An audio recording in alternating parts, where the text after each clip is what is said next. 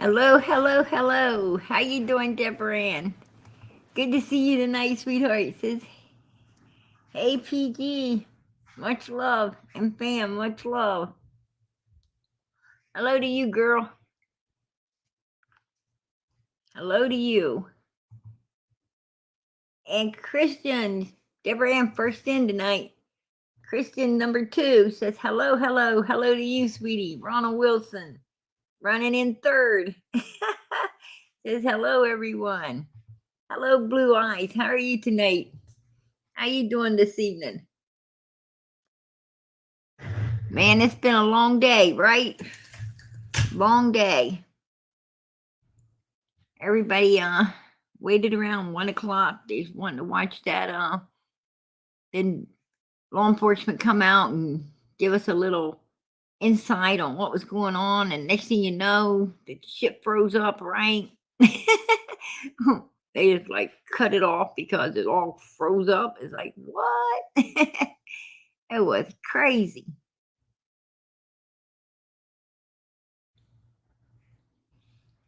Yeah, Quentin has not been found. No, they do not have the baby. They're not, they found something. They found something though that is leading them to 100% fully um understand. I would like to say believe, but I don't think it's believe. I think it's fact. Something they found something, some type of evidence that is letting them understand that Quinton is no longer with us. Now, what is that they found? Making them like, 150% sure he is no longer with us? I don't know. But it's something, right? It's absolutely something. So, that's for sure. They have found something, and that gives them everything they need to know to allow us to know Quinton is no longer with us. Now, did they find it in the house? Did they find it in the pool? Did they find it, outside somewhere? We don't know. I'm not sure. I say they probably found it inside the home. Is what I'm believing.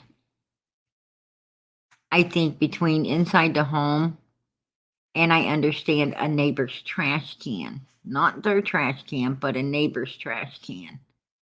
It's to my understandings. That's pretty much how they pieced all of this together.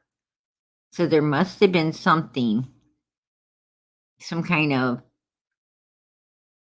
solid evidence in that home and then in the neighbor's trash can as well to believe that, that's how he was dumped anyway. So, from my understanding, it wasn't in their trash at all. So, I do not have any idea, The only thing I could think of that they could have possibly found to lead them to believe he is absolutely no longer with us is large quantities of blood. That's the only thing I can think of. Because even DNA, I mean, like hair or,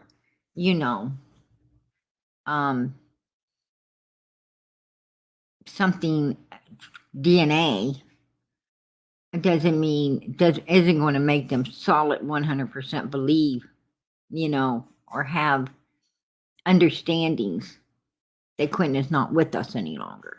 Because, hair can be anywhere, right? Hair can be anywhere. Um, Saliva. I mean, when a baby's Quentin's age, they're teething and their saliva's everywhere, right? So, so stuff like that don't prove nothing. Yeah, that's what I'm thinking too. Queen, absolutely. I'm thinking that, it had to have been, something, you know, extravagant, right? I mean, way out there. So,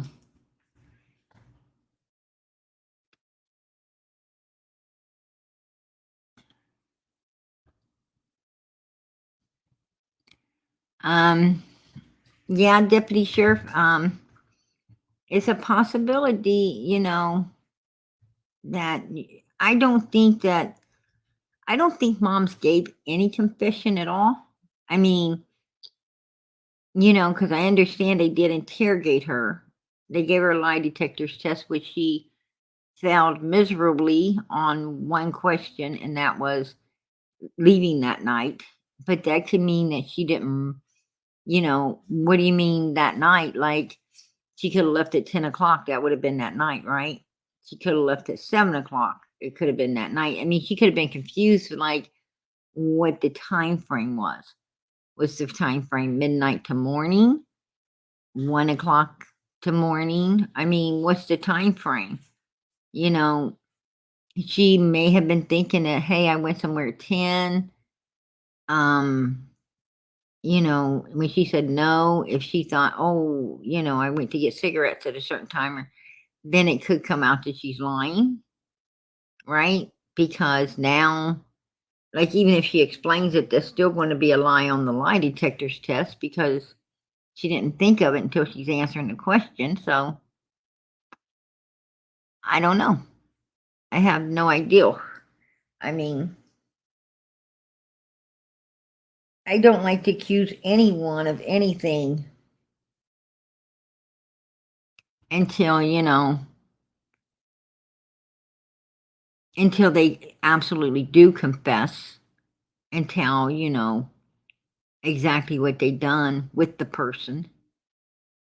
Or, they find the person and then, have circumstantial evidence that, yes, you know, this particular person is the person of interest due to, the DNA evidence and so forth and so on. Usually wherever you find the person, it ain't far from there. You'll usually find the weapon, right? Or the weapons right there inside the home. You'd be surprised at how many people use, things right there in the home, and then they just wash it off, right? Soap and water, wash it down, dry it up, and put it back. So, that's why they strobe everything. The they strobe the floors, the walls, the countertops, the utensils in the house, to see if there's any. I mean, they can spot a speck of blood on anything, right? And then they take that in as evidence, and what they do is they lift that speck and see if it's human or animal or, you know, who it belongs to. So, yeah. And if the grandma, like, if he had had his first haircut and grandma kept, clipping of his hair like so many of us mothers do, every mother has a clip of the first haircut in their baby book, right? Or at least most mothers do. It's taped in there, the curl or the beautiful color, you know. Most mothers just get the baby's first haircut. They keep a lock of the hair and put it in the baby book. Tape it in there so they don't ever lose it. Same way with baby teeth, right? You get that little bitty tiny envelope, like at the dentist's office, and you put the baby teeth that you collect in there and the dates when they lost their first teeth, and you take that inside the baby book as well, right? It's made probably not important to a kid. I mean, um, you know, but it's important to the parents, you know.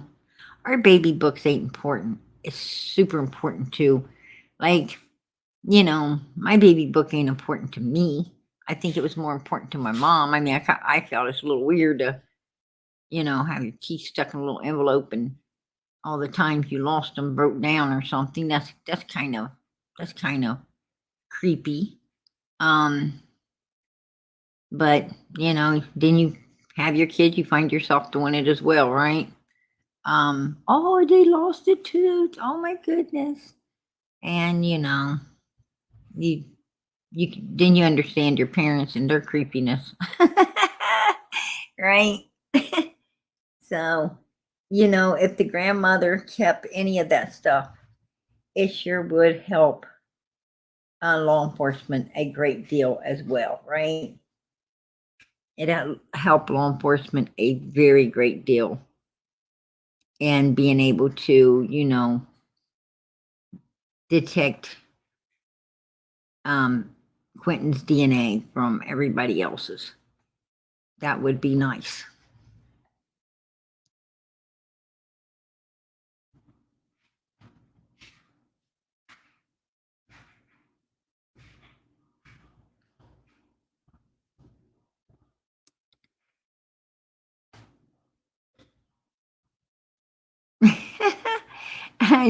Georgia said, but imagine 300 years having your ancestors' lock of hair and pictures. Oh God, that would be super freaking creepy, right? Especially if you're living 300 years, you know, in the house they built or lived in, or on the land they lived on, or you know, it's kind of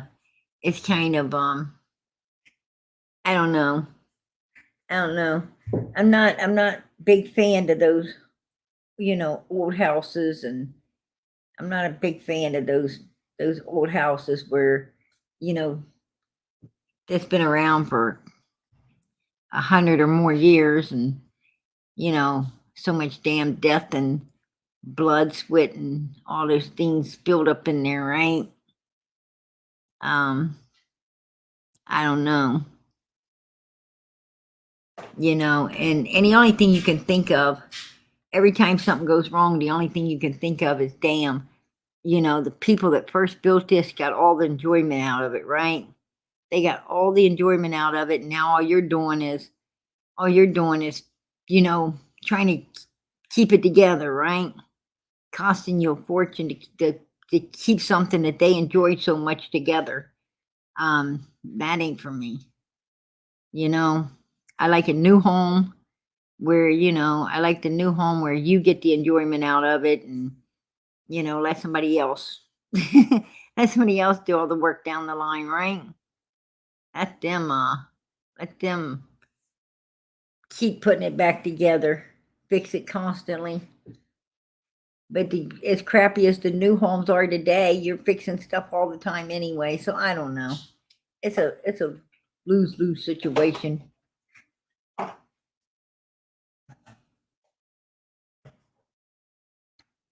Why hasn't Billy Joe went full moon on her daughter? That is hilarious. Yeah, yeah. It is. It's been a full moon, right? She should have went harvest moon on that girl, right? Yeah, had the biggest moon of the year. Uh, but I think it's because she's busy going full moon on everybody else, right? That is hilarious. Oh, cheesecake brownies, girl! I didn't think of that. Why didn't I think of that? Oh yeah, that's the goody good right there. Heck yeah. I thought chocolate chips was good, but cheesecake brownies, whew, yeah, you after my heart.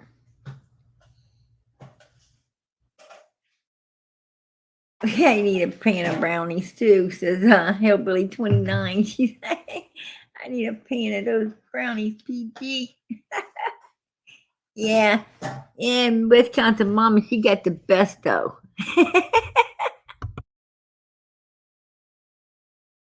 She got the best brownies.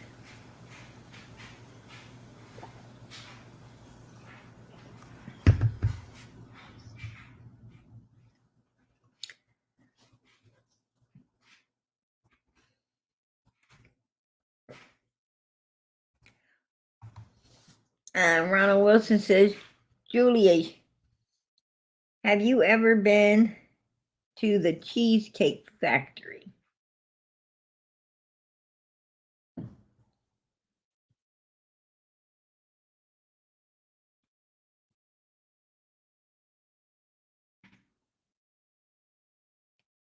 Julia says, hi, lovely friend. Prayers for health and prosperity for all. Hey, God bless.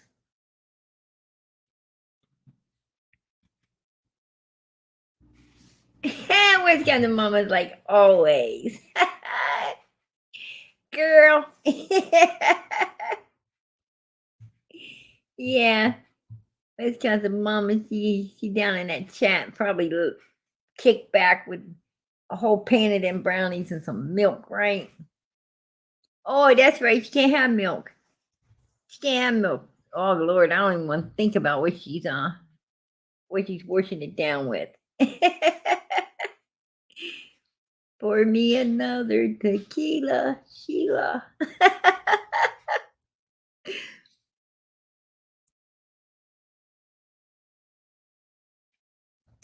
um, Tootsie, I think the same way all children end up, end up like that. I think it's, peer abuse, right? Peer abuse. Um, you got these, these parents that are reliant upon substance, right? They're relying upon their substance. They ain't in the right mind most of the time. And I think that, the kids are getting on their nerves, and at some point, the parent feels enough was enough, and they go mayhem on that child, right? And oops, oops. They by the time it's said and done, they realize that that child ain't breathing, right? And then they got to cover it up. They got to try to hide it. And that's what parents that give their kids shaken baby syndrome all the time, right? The hospital's full of little babies, shaken baby syndrome, born perfectly healthy, handed off to some moron. Yeah, I called him a moron. That, took him home, wasn't ready for parenthood. And, the baby's crying, and instead of take it, just leaving it there and walking out and calling someone to come pick it up, they can't handle it. They didn't need a break, or, changing his diaper, feeding it a little bit, patting it on the back, burping it, seeing, or taking it to a hospital. Hey, it's crying. I can't get it to stop. Let the doctors deal with it. No, they ain't got that much brains. And, they're tired. It's one of them, I'm tired. Um, you know, I don't want to put up with this. Close your mouth. I can't handle this anymore. And the next thing you know, shake, shake, shake, right? And the child's destroyed for life. And Usually they go into foster care because now the piece of shit that, shook it sure don't want to take care of it the rest of his life after they did that to it, right? And it ends up someone else has to take care of it for forever, and it doesn't get to live the normal life that it was entitled to from birth, right? It was entitled to that perfect life without all them complications, but it didn't get it. And it is what it is, right? I don't think these parents I don't think they really understand this is I'm sure that what I'm saying is I'm sure they're very sorry after it's done. They see what, once they see what they had did, they might be very sorry. But sorry didn't fucking do it, right? Sorry didn't do it, they did. So I don't want to hear about sorry. That's one word I get sick of, right? You get sick of it. People think they just be sorry. No, you should have used your brain before it ever happened. You should have been a better, nicer, kinder, more loving person, right? Especially to your children, especially to a child that's dependent upon you for everything. And if you didn't want it, you should have gave it away. You know, I'm not for abortion, not whatsoever. I've told people a million times I'm a Christian. I ain't allowed to be for that, right? But sometimes I think a lot of children are better off than in the hands of the monsters they get put into and their lives run for the rest of their lives, right? There you go. That's my intake on that.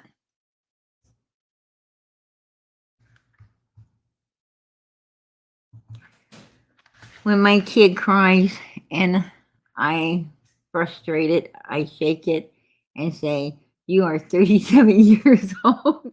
Why are you crying?" In a couple of years, I might go to jail for senior shaking syndrome.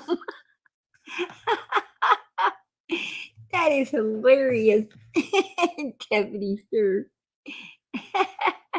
Hello, always L8. How are you doing this evening, sweetheart? That is funny. Yeah, it's hilarious, right?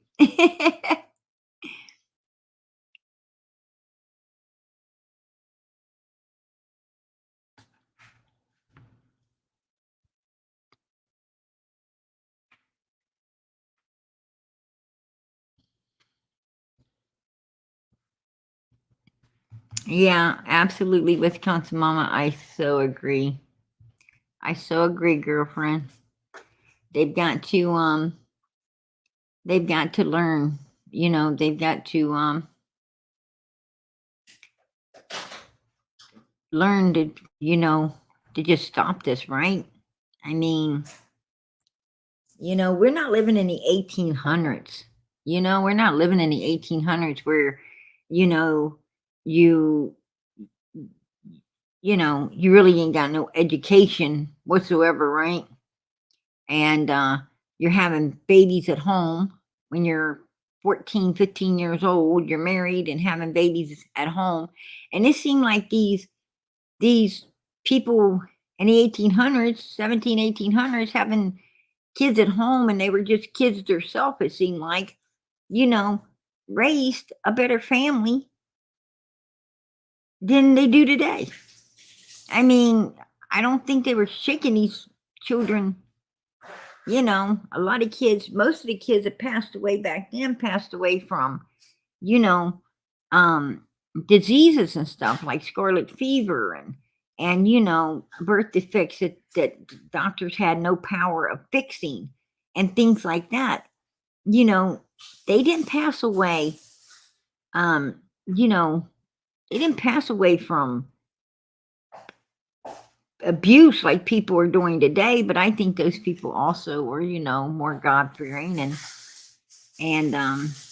they were God fearing. They scared to death to, hurt anyone, right? Because they knew God was watching. Today, you don't have that, you know. Um, like a million Bibles on everybody's table and nobody's reading them, it seems like. Suckers still look like brand new. You know, that's how you tell a Christian is if that Bible's worn out or not, right?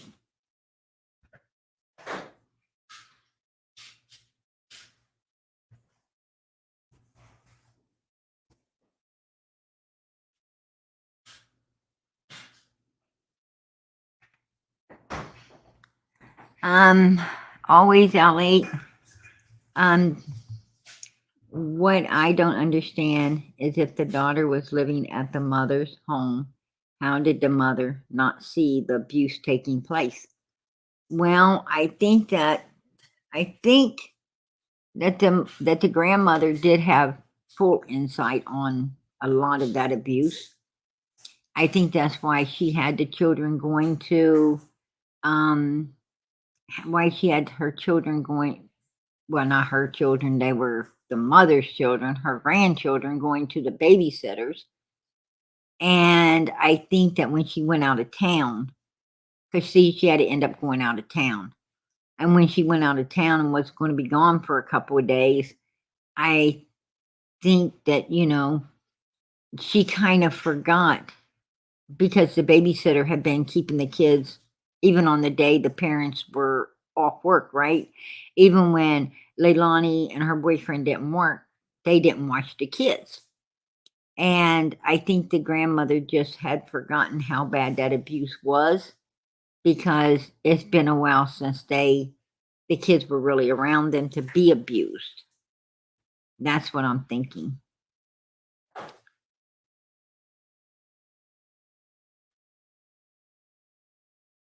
I agree. I agree always, L8. I do. Because Child Protective Services turned those children over to the grandmother, Billy Joe. Billy Joe was supposed to be the one making sure those children were 100%, you know, protected. And she failed them. She failed little Quinton. She failed his brother. And she failed the newborn as well, right? She failed all three of those children.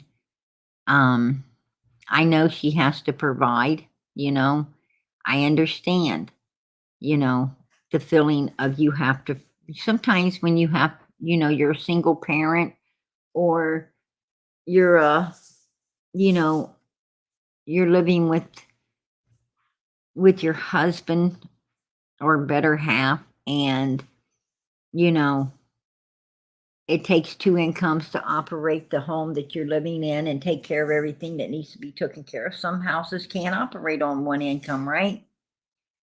And I mean, somebody better have a damn good job if it does. But most of the time it don't. I mean, the luxury of being able to stay home, to be a stay-home mom, it don't happen for too many people, not in today's world. But, you know, so I understand, and especially being a single parent, I understand fully how it feels to, to feel like you need to provide. I mean, you got to make hard choices, right? You got to make hard choices when you have to provide for your family. And that's babysitters and you got to put up with a lot and make and hope you're making the right choices because you're forced to put your children in other people's hands, whether it be family, whether it be friends, whether it be daycares, right? You're forced to put your children in other people's hands and you've got to pray really hard that they're in good hands, you know, by the time you're gone and you come back. And, there's a lot of parents that work and their mind is worried the whole day about their children until they return to pick them up, right? And then there's a lot of people who drop their kids off and don't give a damn. I mean, they go shopping and everything else before they pick their kids up, right? Because they really don't want to deal with their children. And so it is what it is, you know. I mean, I've had to rely on, you know, childcare. I usually use family, because I feel I safer with my children being with family. But um, you still worry. And no, I don't go shopping before I pick them up. Hell no. Um, I want to make sure that I was right there to get them the second that I could get them, straight from work to pick them up, and then we go shopping. If we needed to pick things up, we did it together. But I have a need to know where my children are, right? It is what it is. But I like I see so many people. I mean, I've had tons of girlfriends that dropped their kids off to me, and it could be days before they picked them back up, right? You just didn't even know. I've had people I met didn't know me from Adam, and that same day they were dropping their kids off. Can you watch them for me? And they didn't know me, but they's dropping their kids off to me. And it's just weird. It's weird how people can do stuff like that. I couldn't do it, but I know a lot of people that did and can. And they worry about them. You know, they worry about them, or else they think they know everybody when they don't. I don't know. I ain't sighted their head, so I'm not sure. You know what their messed up thinking is. But they sure ain't thinking about their children when you're putting them in the hands of people you know nothing about, right?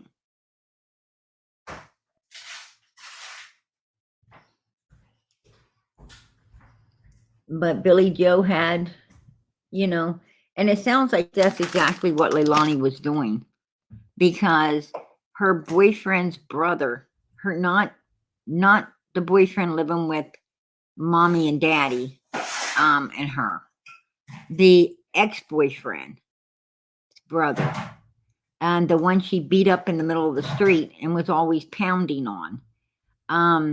He said that he would have the baby for hours and hours. She would leave this baby with him, and no baby wipes, diapers, sometimes formula.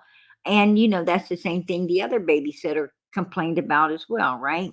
They would drop the kids off, no diapers, no formula. And her new boyfriend that was with her, the new baby's dad, started making sure he asked if the babysitter had everything, and so forth and so on. But that's, I don't know. I don't know. You know, so it is what it is. I mean, I didn't ever like using baby wipes. I think it's better to, you know, wash your child's backside off, you know, in the bathroom. You just turn on nice warm water and wash their backside, pat it dry, and put a new diaper on them. I didn't ever care a whole lot for those, or washcloths, that real water and stuff. And I don't know what's in those baby wipes, and I personally don't like using them. So you know, but a lot of people do, and sometimes I think they're the reason babies' backsides break out. Right? The babysitter talked about the baby having a rash. The brother, and they was talking about the first son. He was talking about how he had to go and um, buy um, diaper rash creams and paper towels and all kinds of stuff because the baby backside was broken out. So I don't know. I mean, maybe that's why. Maybe all them wet wipes is the reason. The kid wasn't getting a real bath very often. And little babies, you gotta bath a baby every day, right? You gotta bath a little baby every day, wash it down, and you know At least I did. I mean, I don't know about other people, but I want my kids to be clean.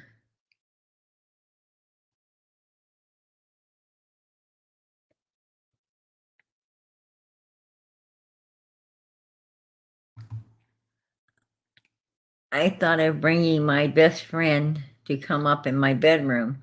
My father would have killed me.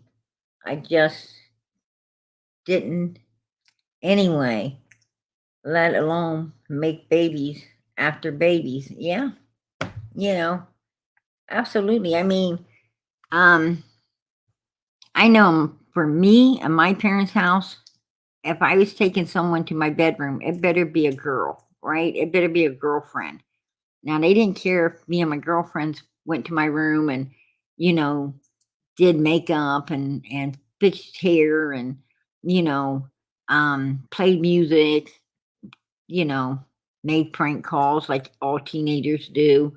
Um, you know, they tolerated, you know, a lot of stuff and with your girlfriends, but I didn't even think about bringing a guy in the house because I knew, you know, I knew what was going to happen to him before he ever got to the front door. You know, I don't even think he'd have made it to the front door. So, you know, you knew not to bring no guys around the house, right? And this girl just brings her boyfriend up in there to live with them. Um, I don't know too many parents that would have, you know, would tolerate that shit.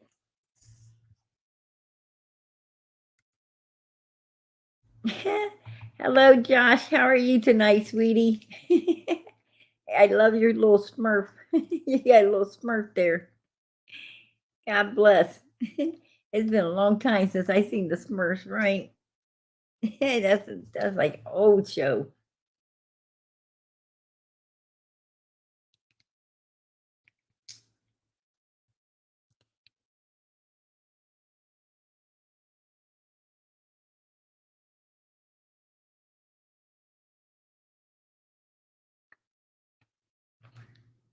Exactly, Lisa. That's what I said.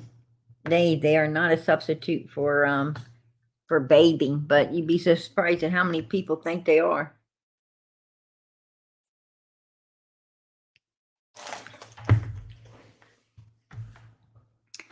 Lean on Me says they now have water wipes. Um, wow, that's cool. And you know, they think of everything, right? They think of everything. Yeah. Um, that I don't know. I just, you know, I was just like rather, you know, I didn't. That's one expense I didn't ever have is baby wipes. Absolutely not. I didn't like them. I didn't mess with them. Didn't want nothing to do with them. You know, I mean, I wanted to know my baby's backside was clean, patted dry, and fresh diaper on it, and you know. And another mistakes a lot of moms make is, you know, is when they bring a baby home from the hospital, they let all these people come in and hold it and spoil it, and then they get left with it, right? They get left with it. They get left with that crying baby. And you know, and that's the thing is when you have a baby, you know, a baby is like a machine, right? You turn it, you know, when it turns on for a baby, for instance, when a baby wakes up, and if you know, immediately, like a lot of mothers, they know when that baby's going to wake up, right? They already have that diaper, that bottle, everything ready. So when the baby wakes up, they immediately, you know, change the baby and get it out of the bed and put the bottle in his little mouth and feed it up and burp it and then a little bit more milk and burp it, right? And they pat it rock it a little bit, and it goes right back to sleep. And usually it sleeps 3 to 4 hours, right? Before the next feeding. This gives mom, babysitters, people me time, right? To get other things done while the baby's sleeping. But if you let people come in, pass that baby around, spoil the crap out of it, then that baby, you can burp it, feed it, do all you, and it'll, as soon as you lay it down, wham, wham, wham, right? You have to hold it. Lay it down, wham, wham, wham. You got to pick it back up. As long as you're holding it, it sleeps. It's good because it's spoiled. And a baby like that can really get on a human's nerves, right? If you don't have the patience of, Mother Mary, you're in trouble, right? So the best thing to do is to not let people spoil your children. Don't spoil them yourself, and don't let other people spoil them. Make sure that you know, I'm not saying don't rock it, don't hold it, don't love it. Absolutely not. You do love your child. But, you know, don't let people come in when it's resting, because that's its time to rest, it's time to grow. Don't let people come in picking it up, waking it up, spooling it, because they're going to walk off and leave you with that child. And you just got too many things to do, right? You can't pack a baby around 24/7. That's crazy.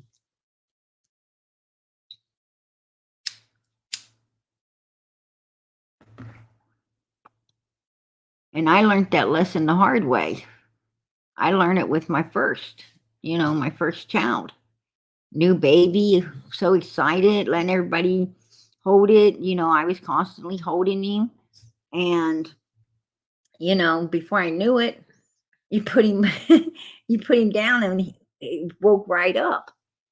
You could not put him down. And it was like, it was really frustrating sometimes. I'm not going to lie. But, thank God I did have patience. And I said, well, this is my own fault. So, I would have to, I tell you how I got my breaks. Somebody else had to hold him. Well, I cooked and done things, and then I had to take him back and hold him, you know. But, I had no one to blame but me, because I allowed it. But with number two, that didn't happen. Mm-mm. It's like, if it wasn't awake already, don't you get near it.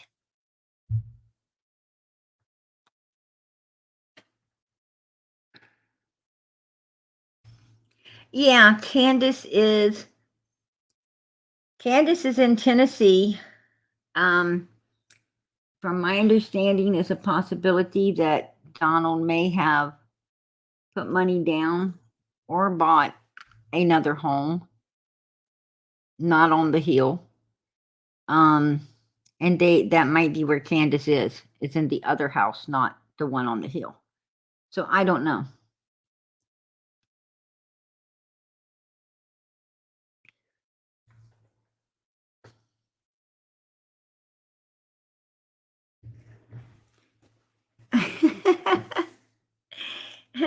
It's kind of mama said she sees two PGs now. Anyway, I was wanting to come and let you guys hear for yourselves. First, I'm going to go over the timeline of when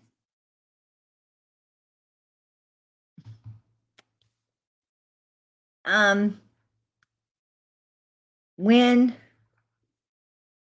yeah, the baby wouldn't fit in the fridge. Well, some babies would, but that, you know, take up a lot of refrigerator space, right? Anyway, Wednesday, October the 5th at 5:30 is when they canceled the babysitter for the day. Last seen in Pack and Play by mom's boyfriend. Wednesday, October the 5th at 6 a.m. Wednesday, October the 5th After that, there was like questionable time, right? Between between the time that police was dispatched. So 7, 8, 9, 30, 3.5 hours.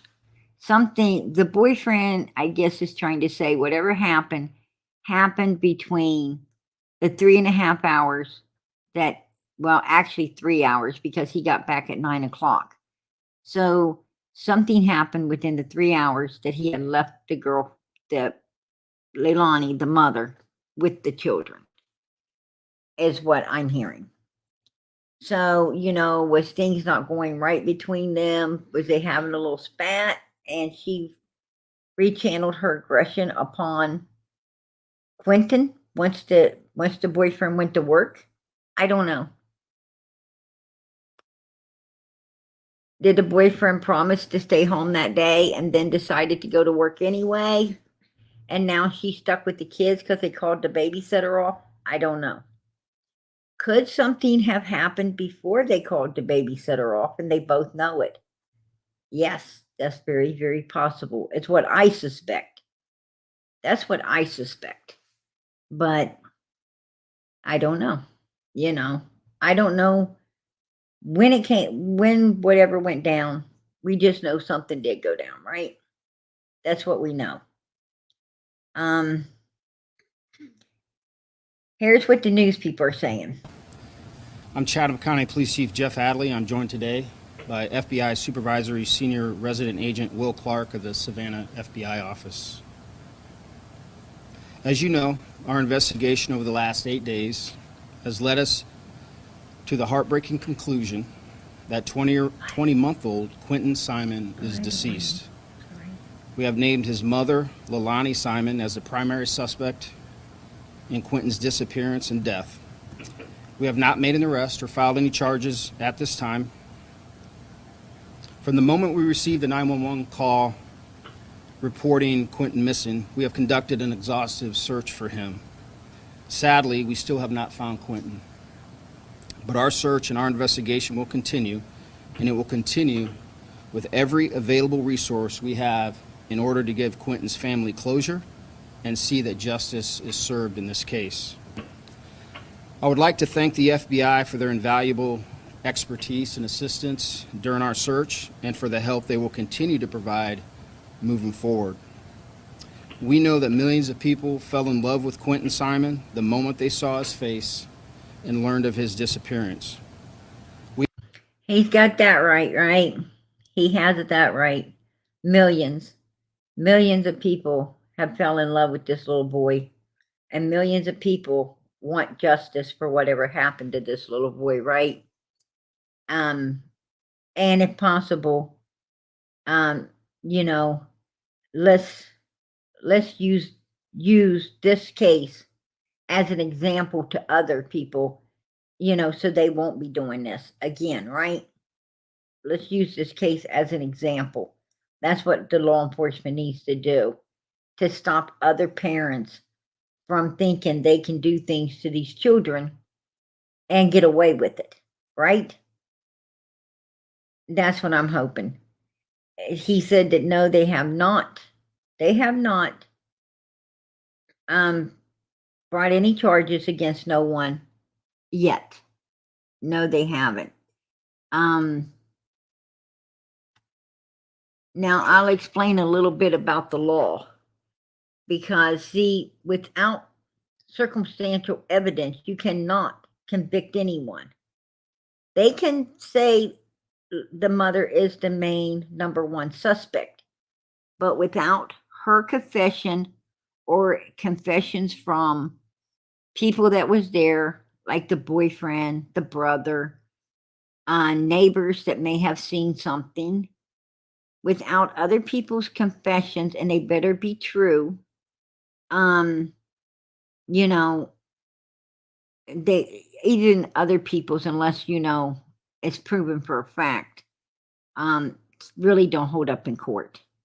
Usually they need a confession from the very person that did it, but also they need other evidence as well. and that other evidence is, some type of forensic evidence like DNA, probable cause to why they believe this, right? And why they feel without a shadow of a doubt this is what happened. And do they have that?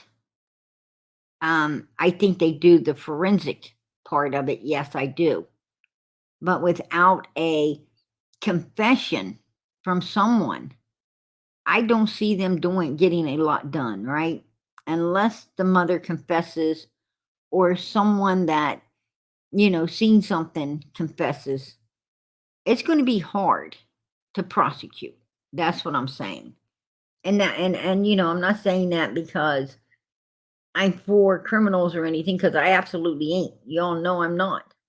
But what I'm saying is I don't want to get everybody's hopes up. I'm not going to sit here and, say, oh, she's going to be this and she's going to get that. And, oh, yeah, I'm not going to do that because I don't want people's hearts broke when they find out that was BS.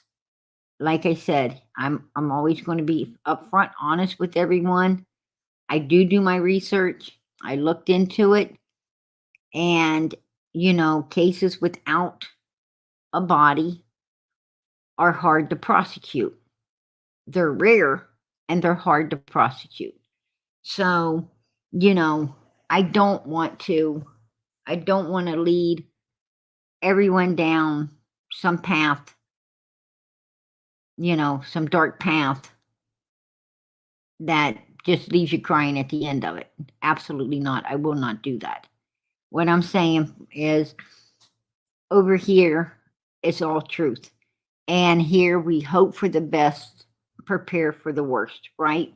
We hope for the best and we prepare for the worst.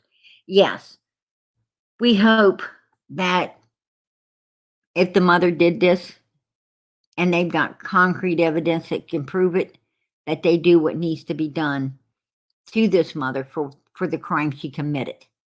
I think it's heinous for someone to destroy any human being on this earth, any human being. I don't care what age you are. It is ugly to destroy any human being, let alone a child, and just toss them away. Just toss them away without trying to get them help, without giving them proper burial. You done nothing. You're a savage, right? You're a savage when you do things like this. And do you deserve mercy? I don't think so, because you showed none. You showed none, right? Even the Bible says you have to show mercy to receive mercy, right? You got to give forgiveness to get forgiveness. It's like a mirror, right? You get what you put out. And no, I'm not going to have that mercy and everything. Absolutely not. That's what I'm saying. But, I'm also saying, let's not get revved up that something really is going to happen when there's a big possibility it won't, right? When it won't. And, this the same way with Donald and Candace Wells, with the case of Summer. The same way with the case of Summer, right? Everybody got their hopes up so many times, so many times. Some are supposed to be spotted, or, they thought they found something and it was nothing, right? We so hope that law enforcement came out, the family ain't cooperating. They supposedly have something solid on their table and we haven't seen a damn thing done, right? We're 16 months down the road. So what I'm saying is, I'm not going to mislead anyone here. I'm not going to. So, because it is what it is. We got to, as I said, we, hope for the best, but we absolutely prepare for the worst here as well. Nobody needs that kind of stress. Nobody needs that kind of stress when they, when you get led down that dark alley to find out that it was all BS. And I'm not going to do that. You know, for any reasons. I won't. I refuse. So, as I said before, everybody said they find the baby in the no, absolutely not. And I said I would not say it on this channel until it was confirmed by law enforcement. And as you can see, it's it's the 13th. We're on the 13th, and the baby's been missing since the 5th. And no, they have not found it. Absolutely not. So that is what it is. Yeah, it's true. It is true. No, unsolved. Unsolved, he was not found. Absolutely not. What is crazy is all these children are somewhere on earth and nobody has yet to stumble upon them. Absolutely. Absolutely. And people are practically living on top of each other in America, right? And I mean, it's like these criminal-minded people are more smarter than law enforcement, right? Law enforcement is supposed to have all of this technology today, as in cameras and everything, but 95% of areas don't have any. And if they do, they're not working. I mean, where's our taxpayer dollars going, right? You got to wonder about it. And how come every place ain't updated with the utmost highest technology? I mean, they sure didn't have no problem getting them cameras to work when they was, hitting people's license plates for the red lights, right? I mean, does anyone else remember that hell? Where you fly through a red light and bam, you ended up with a ticket in the mail? Them damn things were working perfect, right? But they can't get them in these communities, right? They can't get them on the corner of every crossroad in America, seeing who's coming and going. But they sure did get them at every red light, didn't they? And they did that fast. That was a real money maker. That's what I'm talking about. Everything's about the dollar. It's all about the dollar. It ain't about saving people. It ain't about saving nobody. Keeping people safe. If it ain't going to put a dollar in someone's pocket somewhere, you can forget it. Right? Absolutely, Ronald. They used to be one step ahead of the criminals. But now, yeah, with the donut breaks, criminals are ahead of the cops. You got that right. You got that right. Absolutely. When criminals ended up getting more intelligent than the law enforcement, I don't know, but it has happened now. They're one up on them.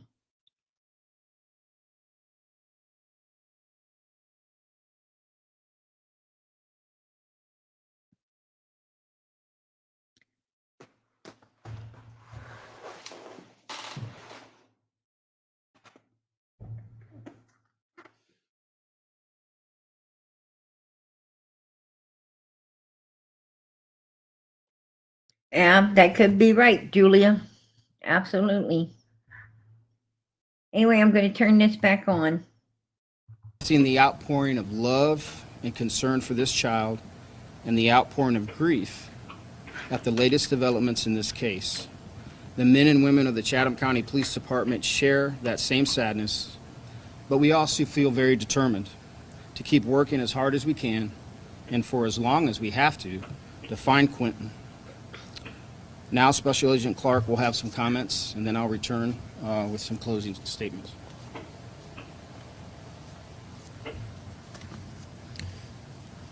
Good afternoon.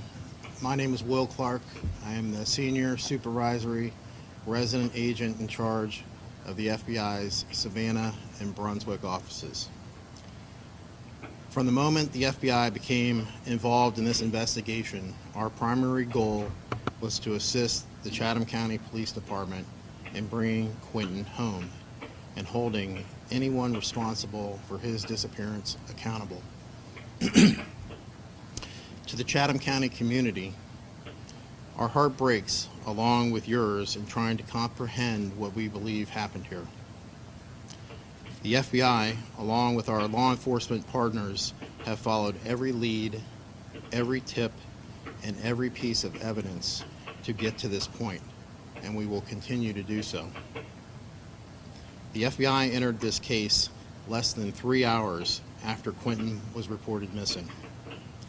The FBI has provided the Chatham County Police Department resources in this case, and those resources have come in the form of investigative, analytical, and technical assistance.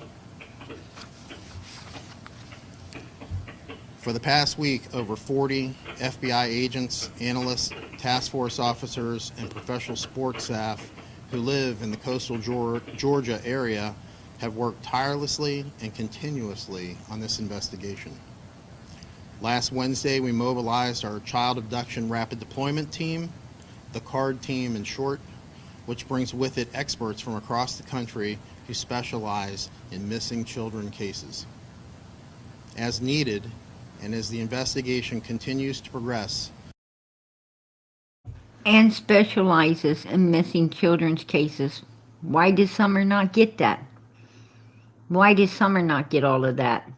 You know, that's what upsets me. That's, cases are treated so, the same type of cases are treated so much differently in all different areas. And it should be standard, right? This should be standard. This right here should be standard for all missing children.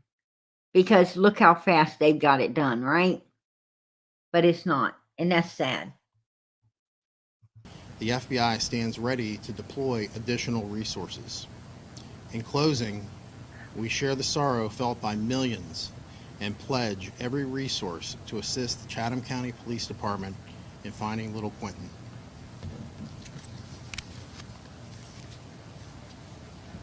Thank you, Agent Clark.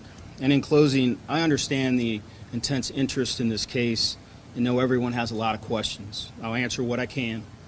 But remember, our focus must be on not doing anything that jeopardizes the integrity of this investigation or bringing justice for Quinton.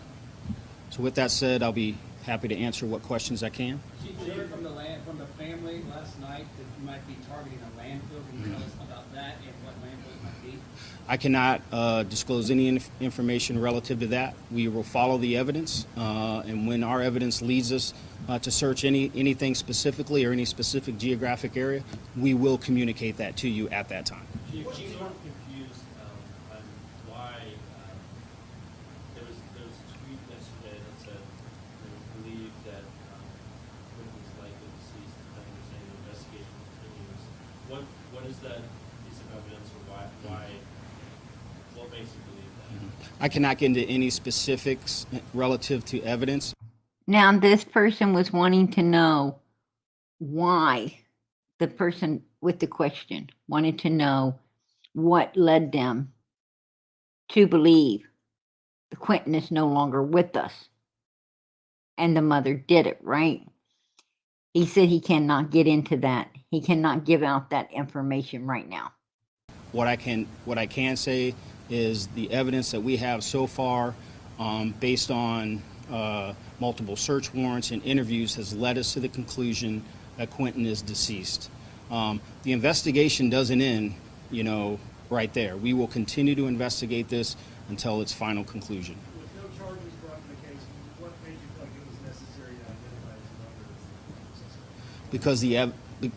Because the evidence has led us to that point and to this point today. Now, that tells us all that they've got solid evidence. They've got solid evidence. I mean, this ain't we think anymore. This is we know, right? Quinton is no longer alive. So we can all understand that, that part is definitely, they done bagged it, right? They done put that in a bag.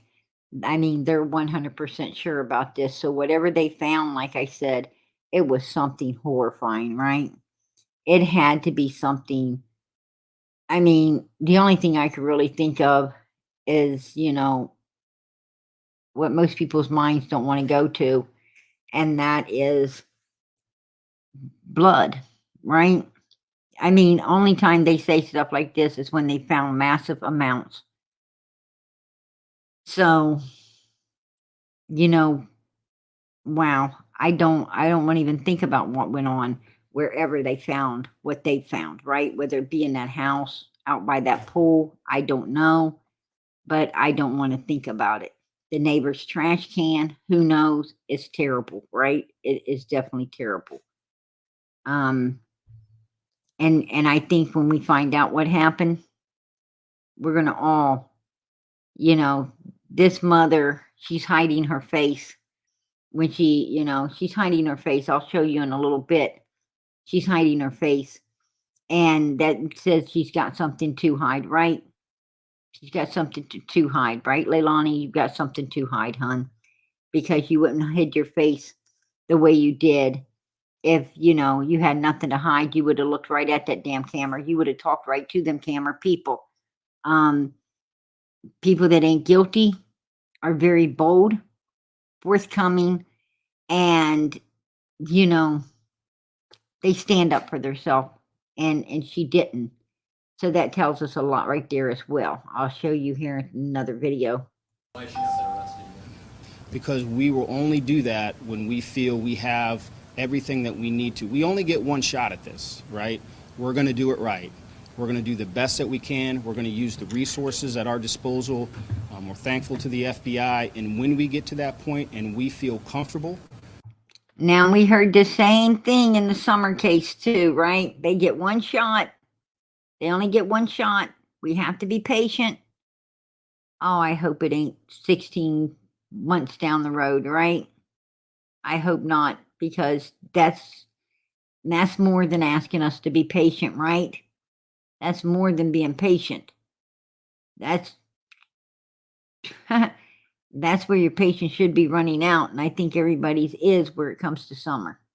In counsel with the FBI and the ADA, that's when we will reach that conclusion. Chief, is anyone else being considered for criminal charges? At this time, no. What changed to make you suspect foul play?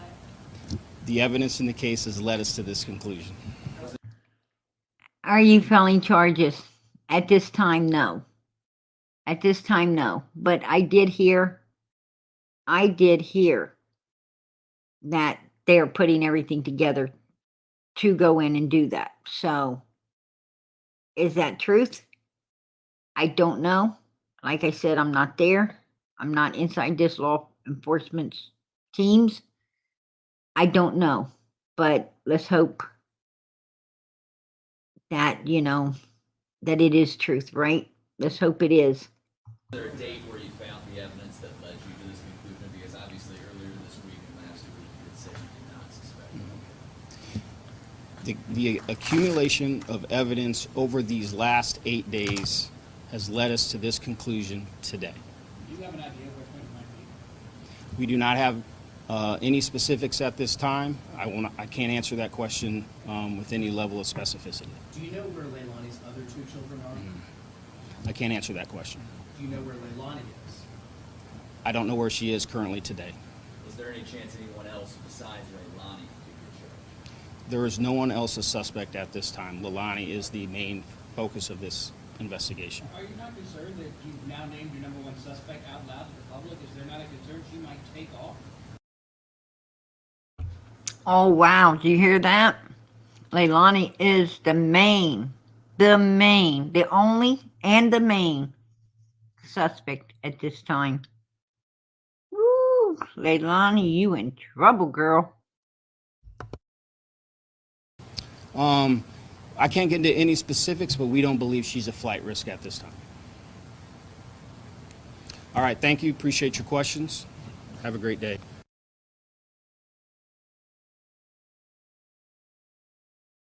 There you go. They said it.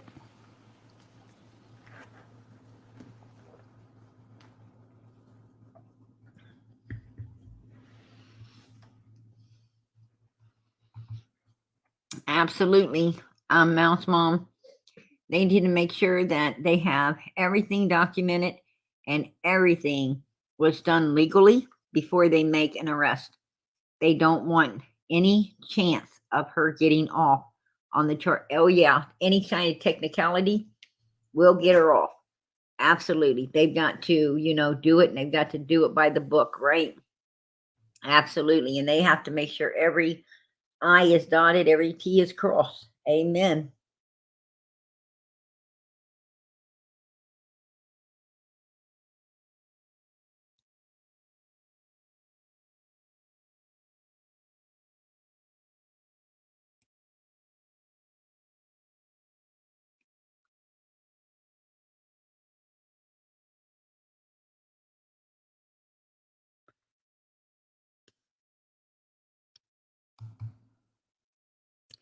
The mom was on a video at a nearby store, PG, put the baby in the dumpster and waited for it to be picked up. It seemed plotted for trash pickup. I heard it was in the neighbor's can, is what I heard. Not her can, but the neighbor's. I didn't hear anything about a store. I'm not saying that ain't truth, because it very much could be, but I heard that it was the neighbor's can. So I don't know. I don't know. Now this makes two places, but from my understanding, it was the neighbor's trash can. So I don't, like I said, I have no idea. Um,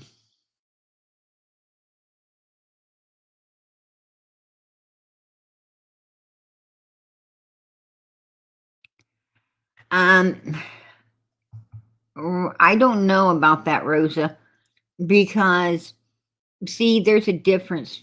There's a big difference in big city and rural areas. Now, in rural areas, sometimes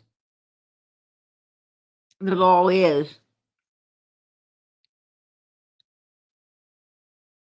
because in rural areas, most of the time, everybody knows everybody. Everybody calls you friend, right? And even for law enforcement, it's hard to check your friend's pocket, right? It's hard to ask your friend because he probably ain't gonna be your friend no more if you say, "Hey, I think you stole something. Let me check your pockets," right? Once you accuse someone, whether they did or they didn't, the friendship's pretty much over. So that's what you got going on in the little rural areas like Tennessee with summer. Now, when it's a bigger area like inner cities and stuff, that might be the case. But in rural areas, I think there is a protocol to where the law enforcement may be, if someone complains that law enforcement's too close to the people in the case, then they will bring in TBI and FBI. With Summers' case, FBI comes in when they feel that it could cross state lines. And in Summers' case, that was, that was a with everyone hollering abduction, Amber Alert going out, that's when they come in. So it could be protocol in Tennessee. That's what I'm saying.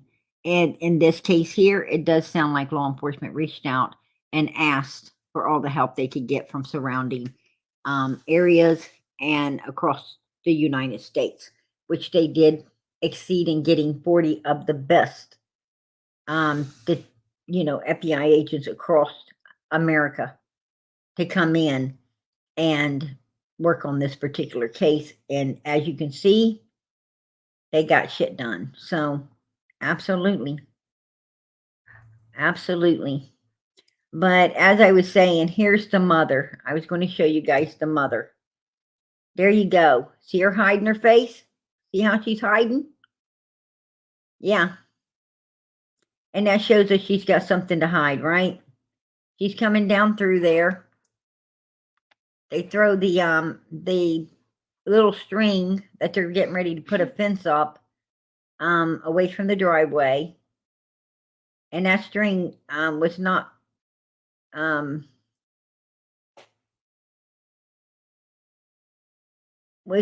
put up by law enforcement. It was put up by the family, or the family asked for it to be put up. Because they want their property marked off so people trespassers. So it was marked off, but I heard at their request. So, and she comes down through there, picks up the girl, and and goes driving away.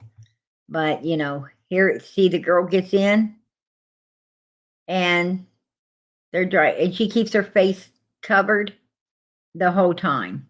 At the whole time, her face is covered. So that tells you, I mean, if she done nothing to her child, I believe she would have been, this girl is like her mom, right? And she would have been out of that truck having something to say, right? Get the camera out of my face. I didn't do anything. I don't know why you're doing this. Yeah. I have nothing to hide, but she hid. So she's got something to hide, right? And that body language tells law enforcement, psychologists, and people that work in forensics. It tells a lot, a lot. I mean, what I'm saying is, just watching a person can sometimes tell you a lot more, even if they did open their mouth, right? They can tell you more than they're trying to tell you with their mouth. It's just their actions. There you go. So she is a big face hider. There she is. High def face, girl. High def face. Yeah, you know what you did. Yep, pretty much so. I mean, hell, I might have been able to back her a little bit if she got out of that truck and told them how it was, but can't back that, can you? Nope, can't back that. It just is what it is, right?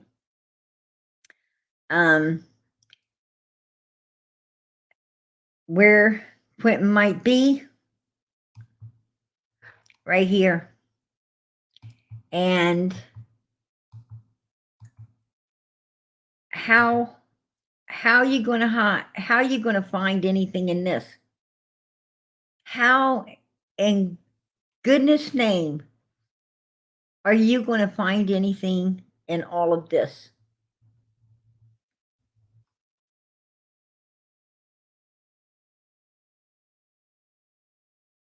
I don't know. I mean, that's like trying to find a needle in a haystack, right? All them garbage trucks going in there. What are you?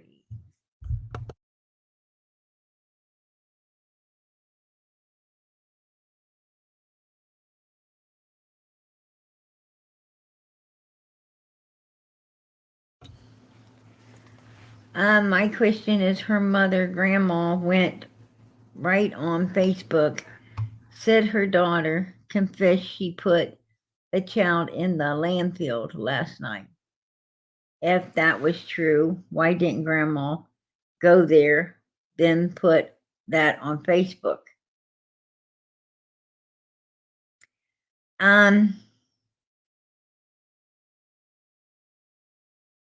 Man,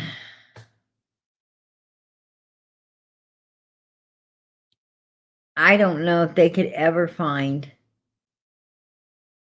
a child out there. I just don't know.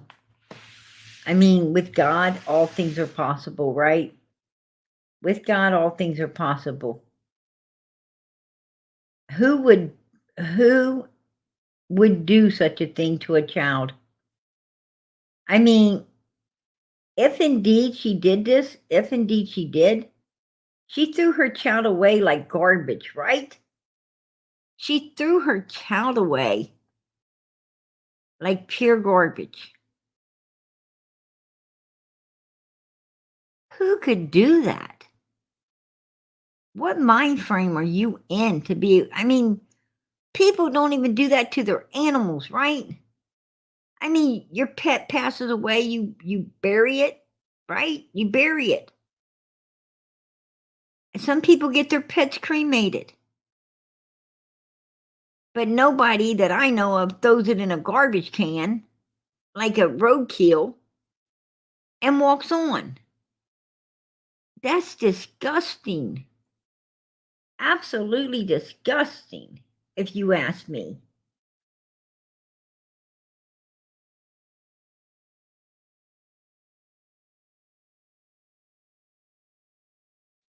Yeah, they could take search dogs out there, cadaver dogs. They might be able to find it as well. Right? But I don't know, because I would think that all the stench would mess up a cadaver dog's, because this stuff smells dead anyway, right? So I don't know if a cadaver dog would even work out in a field like this. I'm not sure. I mean, if they'd have went out there early on with some of Quinton's clothes, something that, a toy or something he would have his scent on it, really wet, his pillow or something, they may have been able to find it with search dogs. Because it would have been a certain distinguishing smell, right? But I don't know about, days later. I'm not sure what can be found, what cannot be found with search dogs and cadaver dogs. I don't know.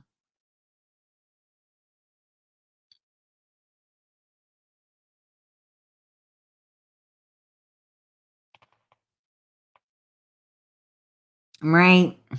I agree with you, Zoot. To be honest with you, there's good people that worked all their lives, right? They worked all of their lives, paid their taxes. At the end of their life, they was just too poor to even afford, due to the fact that they were old and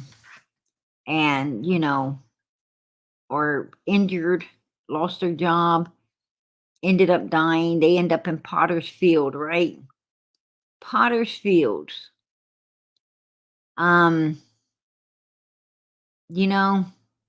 man's land, right? And these criminals think they deserve to end up better than those people that didn't ever commit a crime in their life. They was just poor, end up in Potter's Field. And these criminals think they deserve. I mean, I'm sure this mother wants a nice burial for herself, don't she? Family and friends standing around weeping for her. But she'd throw her child out in a place like this. Who the hell does that?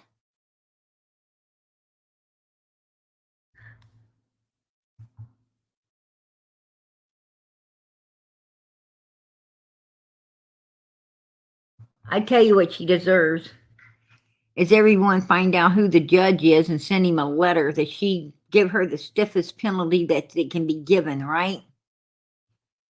That's what she would deserve.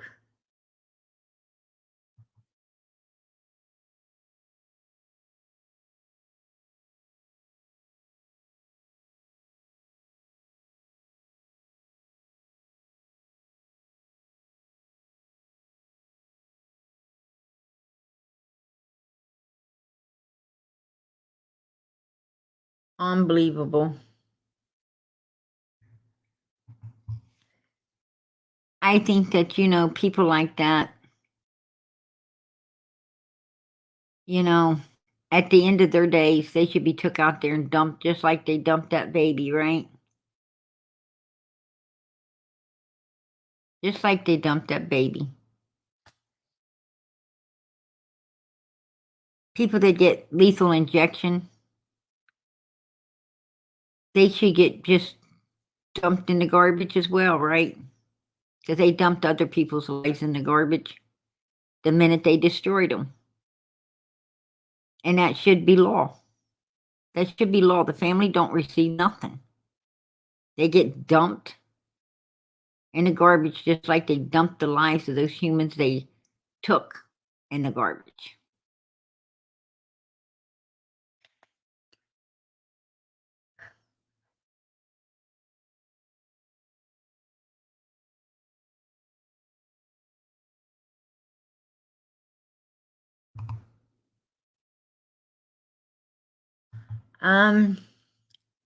Desires of the heart. I don't know, hon. I don't. You know, I'm. I'm. I don't think. I don't think killing your child is an accident. I don't think. You know. I don't think killing anyone is an accident unless you know, if if you drop a gun and it goes off, yeah, that's probably an accident, right? If you just mop the staircase and somebody slipped down it, oh God, that's an accident, right? It wasn't intentional. It was not intentional, is what I'm saying. And yeah, that's what an accident is. It's an unintentional act. When you attack someone, when you attacked a child or any human, when you get mad enough and you lash out and attack someone and that is not attacking you, they are not attacking you in any way, but you attack them, a child, an old person, anyone, and you kill them, that is not an accident. That to me isn't an accident. You purposely, knowing before you struck this person, there's a possibility of them dying. So how is that an accident? It's not an accident. You damn well knew what could happen. When you attack someone, you can kill them, right? So I don't consider that an accident. Absolutely not. If she attacked this baby, that was not an accident. That was premeditated bullshit. She knew when any mother knows when they abuse their children, they strike their children in the head, the back, the legs. They know there's a possibility of killing that child, right?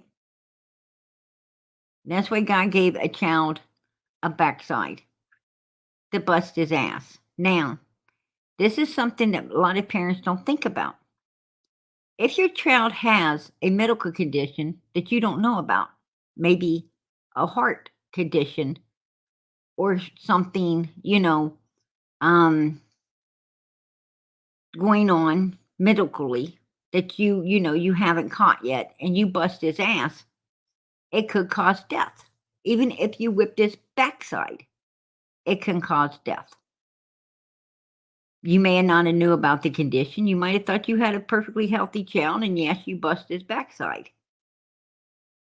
Well, point being is you thought, right? You thought. You thought. You didn't know. You're just thinking. Was that an accident? No. Because, you weren't knowledgeable in that field.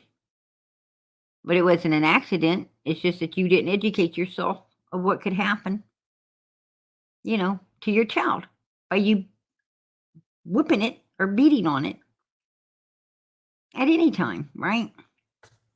I mean, it is what it is. I don't think that God made any human, Yeah, I know it says spare the rod, spoil the child. I understand that. But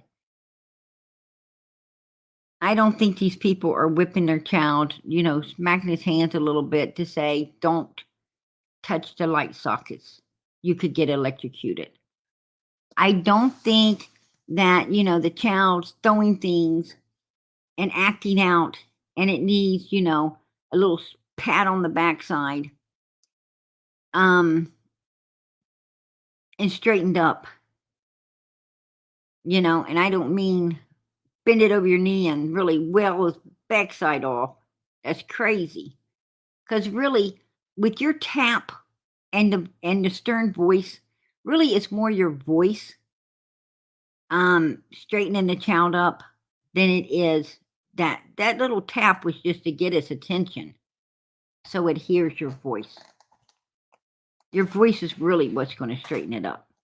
So you don't need to slap it up too hard. Absolutely not. But what I'm saying is, I don't know. I don't think it's an accident. I don't. Um, I don't, because we all know what could happen when we go to, um, as I said, accidental deaths is like you mopped a staircase and somebody slipped on it. That's accidental. You dropped a gun, you didn't mean to. It shot somebody, accidental. Um, you know, there is accidental deaths all the time. You didn't know the gun was loaded and you accidentally shot something or someone or maybe yourself. That's accidental, right? You slip on ice, break your neck, that's accidental. I mean, if you go outside and kick somebody's legs out from under them on ice, that could kill them. Is that an accident? No, you purposely freaking just killed this person. I don't care what you were thinking. Oh, I didn't mean to. Yeah, it looked like you'd meant to me. I mean, what I'm saying is you got to take the blame for your actions, right? People have to start taking blame for one's actions. There is no such thing as accidental when you knock someone's feet out from underneath them or you push them, or you attack them and beat them to death. That ain't accidental. That's crazy. And, that's called, last time I checked, that's called manslaughter, out and out, right down murder. So, you get what you get, right? Should have used your brain before you done it. Maybe this girl don't care if she sits in jail for the rest of her life. Maybe she's one of them badasses like, Dom Wells that think it's cool to be in jail. I don't know. I'm bringing you up, UFC. Hey, how you doing, sweetheart? How you doing I'm tonight? doing good. I'm doing good. How are you doing? I'm doing great. Can't complain, right? We're alive. We're kicking, and we're hanging out with the best group in the, on YouTube. We got PG in here, and the best group of people down below us in the comments. Hope everybody's having a great day, man. Amen. I agree. Did you see they came out? Did you see they came out with the report for Kylie? And the one claiming it's accidental death. Yeah. Yep, I heard. But you know what? We knew that was going to happen, right? 100%. We knew because it needed to be accidental, and in that community, these are the people that lead this community, right? Mommy and daddy and all of their little cronies and all these people, and like you said, this is a very close knit community that's almost like the Amish. They don't want, they want the outsiders' money, but they don't want the outsiders, right? No, 100%, 100%. That's what it is. And it's like people that come into your country and say, "Oh, I love your country, but I hate you." Yeah. Right? Yeah. And what this little close knit community wants, they get. And mommy and all of the kids involved and everything needed it to be an accidental death, and that's what they ruled it. 100%. I think, yeah. Then once you botch something so much, you can't go back on it. And then if they did, then a lot of people lose their jobs. You know what I'm saying?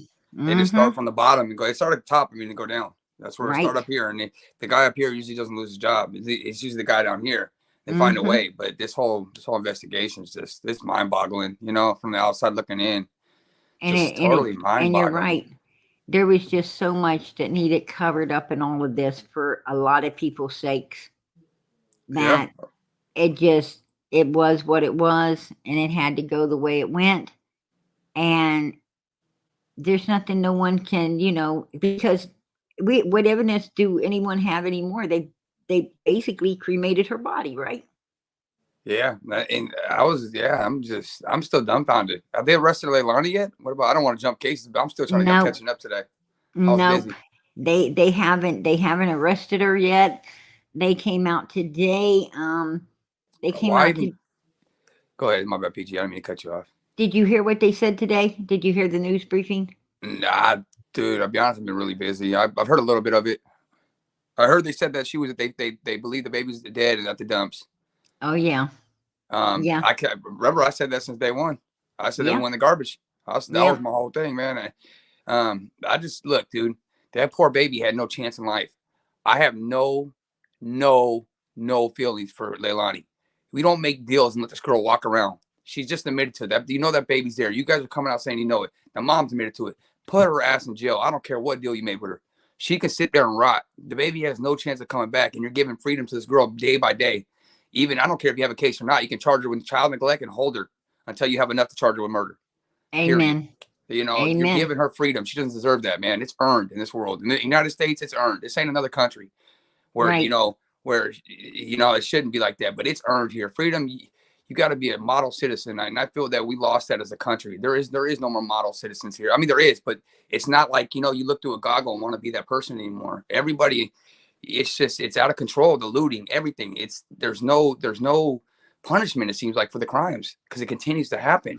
And these people can claim mental health, can go to rehab, and in 10 years they're out because it's an accident now. You know what I'm saying? And Right. I don't Right. care, dude. If Too you're many mentally, bleeding hearts, right? Too many bleeding hearts.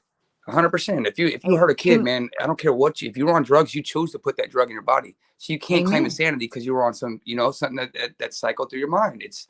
Everything's a choice in life, and you make choices. You was normal enough. You were normal enough to know where to go get it, and you were normal enough to get whatever instruments you needed to get it into your body. And you was normal enough to know what the hell you're putting in your body and the effects it is going to have on your body. So you know what? You're normal enough to be accountable for what the fuck your actions are when you got all of that done, right? 100%, man. When I go to the bar and I get drunk and I got a DUI, and I didn't blame the bartender. I didn't blame the restaurant. I didn't blame anybody. I looked in the mirror and said, "Damn, Frog, you need to stop drinking." Because I'm the one that lifted that shot up. You're the one that lifts the syringe up and puts it in your arm. Whatever comes after that, that feeling because you've done it before. So you can't tell me you were masked and you were gone because you were on a bender or something happened, you mentally collapsed. Because at the end of the day, this is how you've done. You don't just one day use drugs. You do this because you love that feeling. And that feeling took control of your body. And that's no one's fault but your own, and it sucks, man. It really does. But I feel for anybody addicted to anything. I feel for you. It's so hard to get out of it. You have to have the family around you, the right people around you, and the motivation to clean up. But still, if you commit a crime, there should be no leniency at all for mental health or anything if you were using drugs because you made that choice. Your mental health is not there, but your mental health is there enough, like you said, to make that choice to go get the drug, to go buy the drug, to find the dealer, to get a hold of them. You're there enough to make that comprehension, but you're not there enough to take care of your child. That's just confusing to me, man. It truly is. Absolutely. And I so agree. I'm bringing you up, Robin. How you doing, girl? I am not happy. Yeah.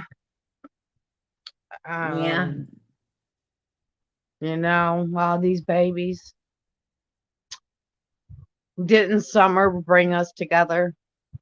Yes, absolutely. Absolutely. How And many more? How many more babies? Little Quinton has brought us together as well, right? He's brought us together as well. UFC, do you think there's any chance of them finding this baby in here?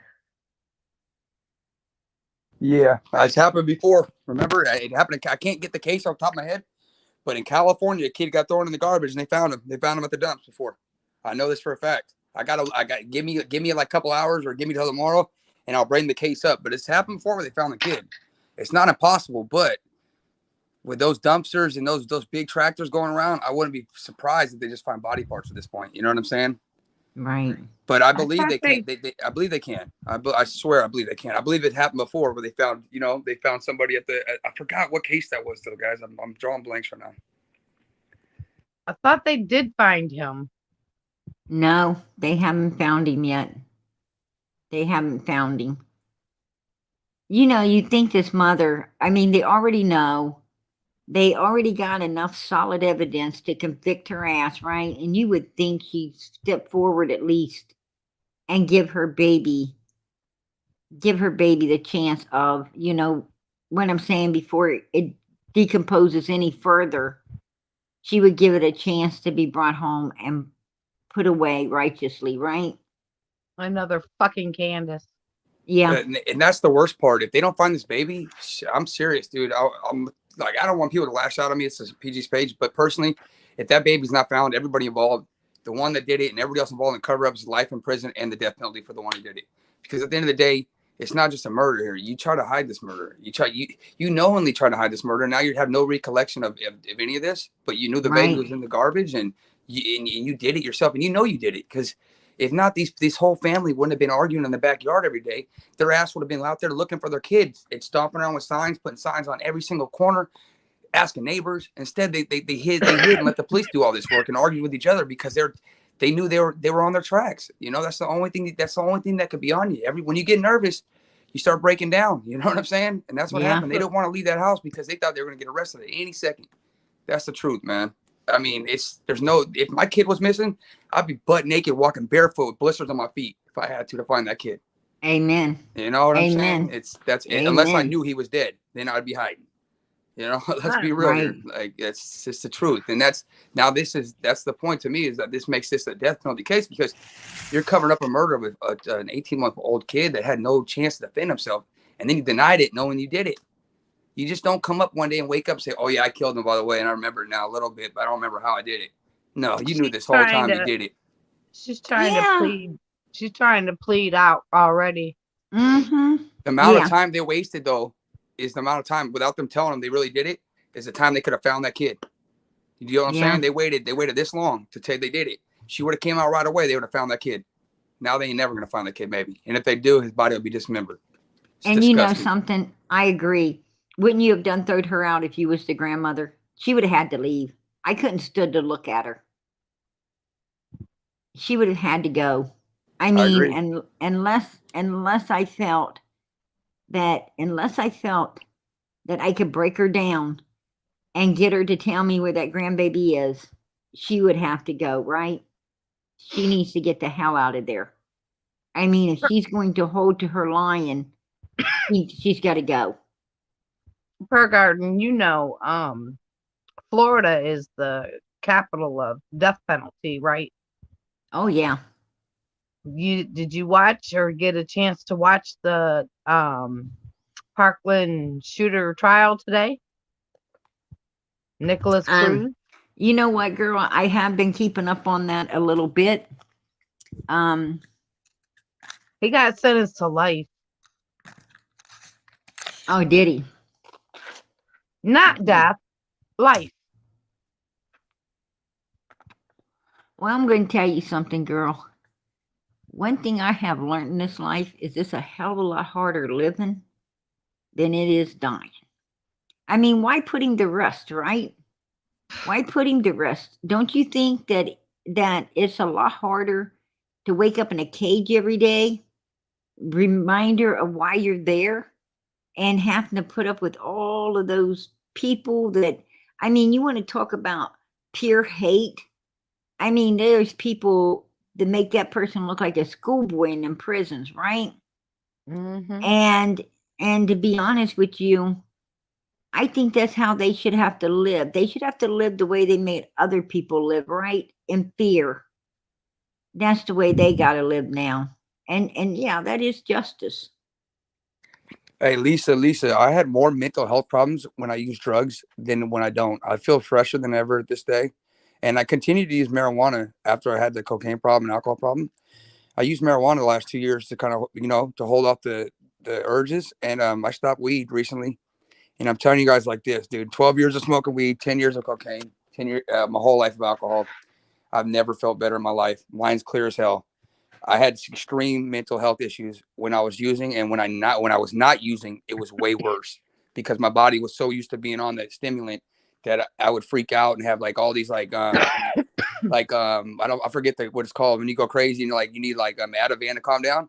I need stuff like that because of the continuous drug use. When I stopped, my body would just like honestly go crazy. So I think the mental health issues come from the drug use mostly. Most of the time in these cases, they get worse. If you have a little one, everybody has some mental health, I believe.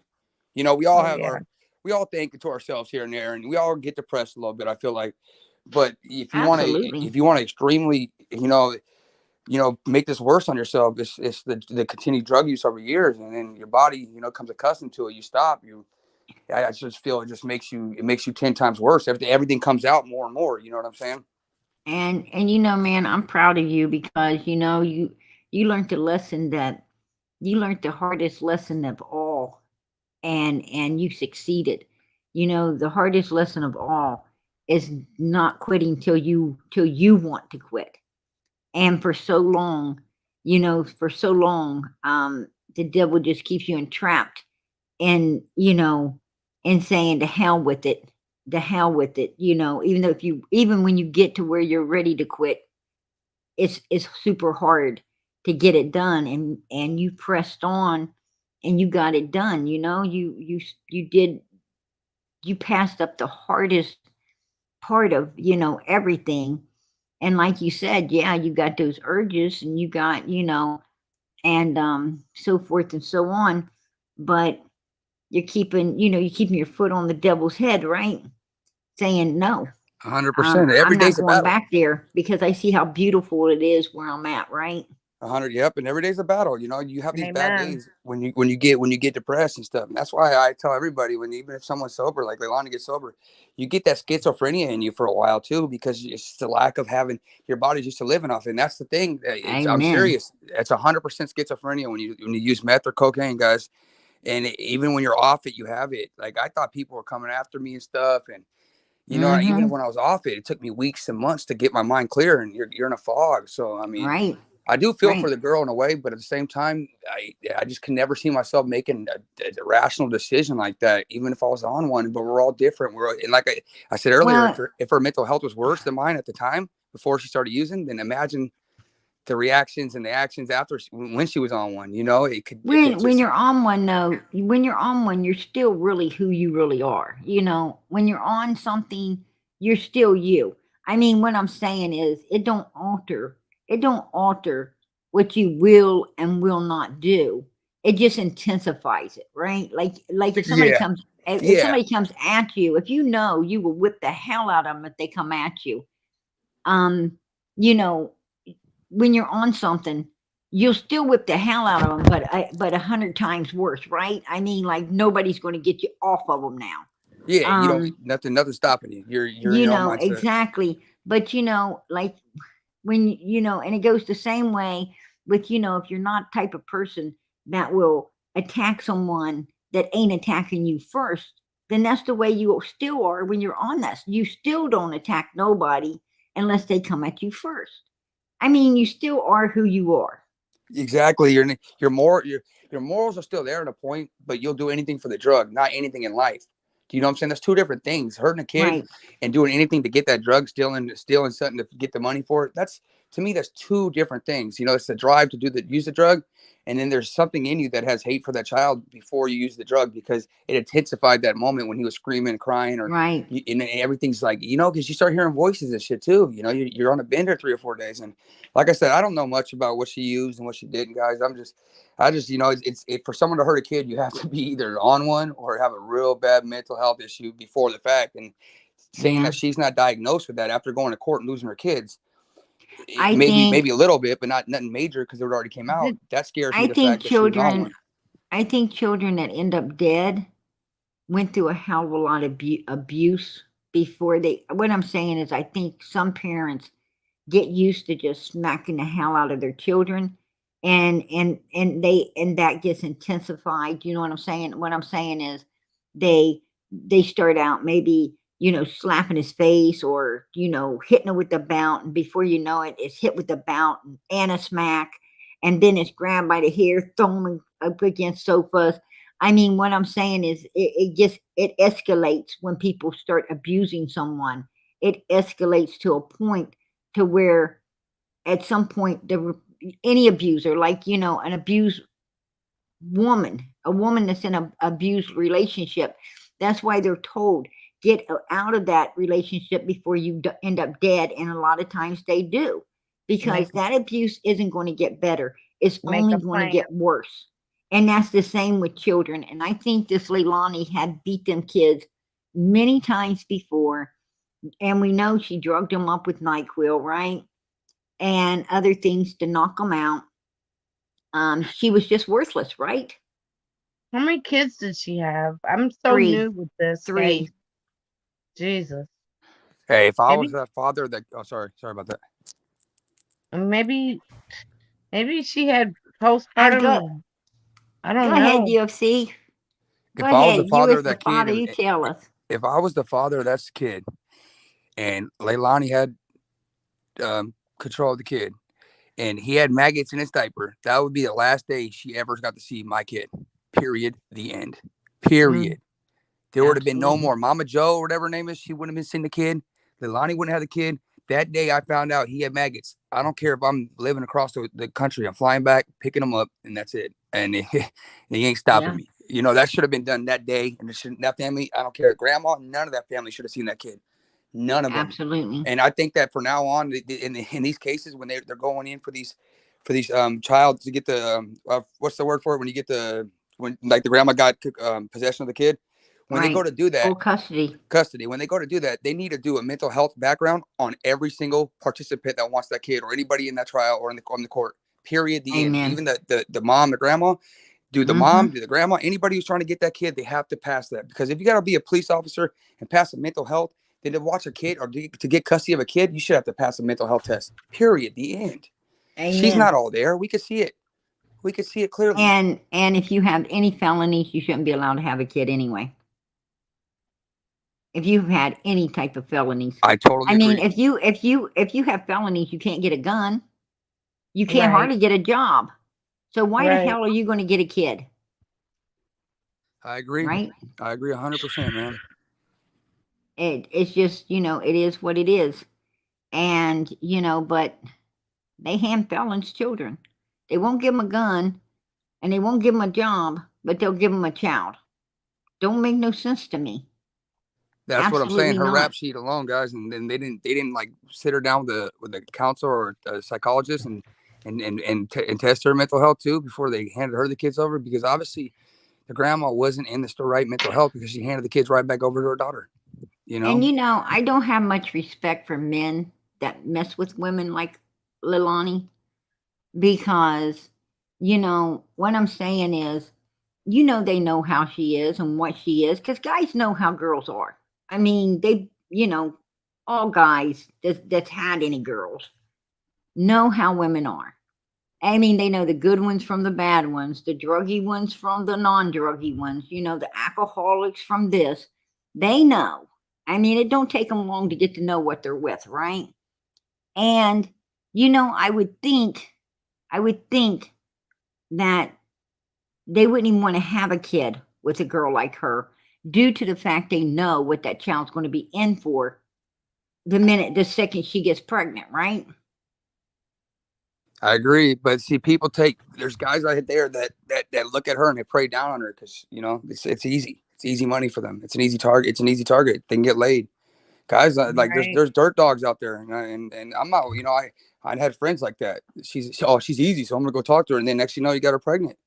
Right.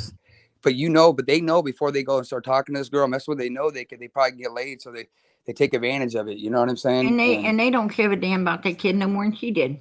No, they leave, and then she'll never see him again. And she's the type that probably doesn't even get child support because she doesn't go to court because she's always drugged up. I know a lot of women like that. Exactly, and that's a damn shame. I mean, what I'm saying is, I don't think anyone should do a thing without a ring, to be honest. But if you're going to do that thing, without a ring, at least do it with somebody clean, right? Somebody that takes a bath, stays off of drugs. That's what I'm talking about, you know? PG hit it right on the nail. That, you know. Well, she's looking for. I think she sleeps around a lot because she's looking for somebody to stay with her, but ain't nobody want to be with her because she's nuts and look at all the things that are going wrong with her. They meet her for one night, they do their thing, and they leave her, and they know they can do that with her, and she'll accept it. There's girls. Right. I don't talk down on girls, but there's women out there that have low self-esteem issues, and it's just a lot easier. I'm not a predator, so I don't target them. I don't even want to talk to them because I know that it won't go past base one because I don't see myself with them in a week. But there's people in this world that see a woman like that and they go, it's easy money. They're licking their lips. You know, Mm-mm. I was out with a girlfriend of mine. And everybody knows my situation. I ain't looking for nothing, but she was. And she's looking to catch her she says a good man. But anyway, we was out, and the place is pretty nice. It's a pretty fancy little place, and we were having a drink, and and there is a guy sitting on the opposite side of her. He was a very handsome man, very well dressed, very handsome guy, and everything. And I chit chatted. I don't know everything because it wasn't just me and her. It was, other people with us too. And I was mixing in the crowd of different people because that's what I do. And then you go to the restroom and stuff like that. So I wasn't there every second, but I was there at the end. They were just chit chatting and so forth. I don't think there was a lot of, talk about nothing really. But anyway, at the end of it, she kind of did the punt with, give me your phone number. Maybe you want to leave me your number or something, or get mine. I don't know. It was something to that effect. And he said, I don't think my wife would like that very much. And I had the utmost respect for him. I was like, yes, you are the very man that every woman wants, One in I a was thousand right like, there. yeah, I mean, I almost spit my drink out across the room. I was like, damn. I gave up friends. I gave up friends that did that shit in front of me. I don't play that, man. If you're not morally a correct person and you're willing to cheat on your love, your wife, or your girlfriend in front of me as a friend, then what are you gonna do to me when I'm not around? Hey, that man's like 1 in a million, right? He is. He's He like is. 1 in a million. And I mean, something? I haven't had a Yeah. friend like that in my whole life. I so admired that man. I mean, I don't know where he is now, but I so With his admired wife. him.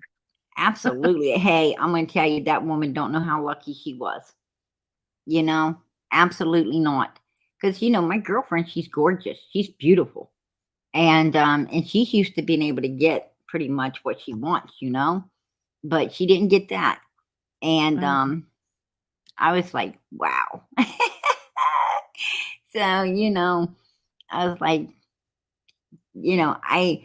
I was married, for a while as well. My husband passed away on us, but I wasn't with him every second, but I hope if anybody like that, I hope he was the same way. I don't know if he ever, but I would hope that he was. I mean, I think he was, but I just admired that guy so much, and it made me wonder, if my husband would have done the same, or if he ever did, Where are you the just men don't know. today?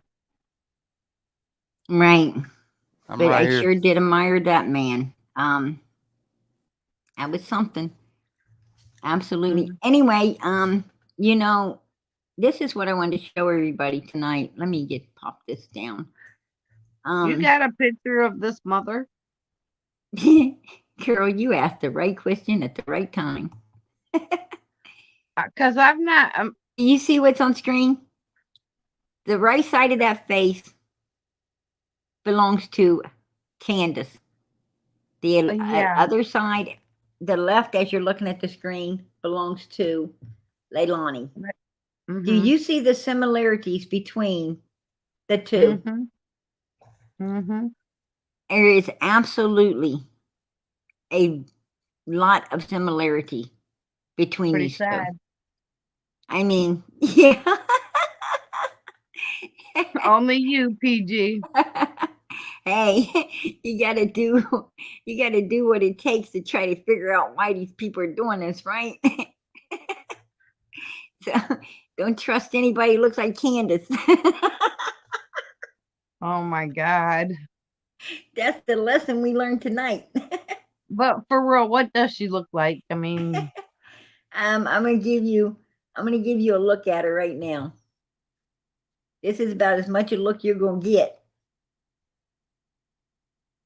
what? Hold on, right there. She's hiding. She's You see her hiding. hiding? You see her hiding inside that truck? She won't let nobody see her face. Look at her. Look at her. That's her.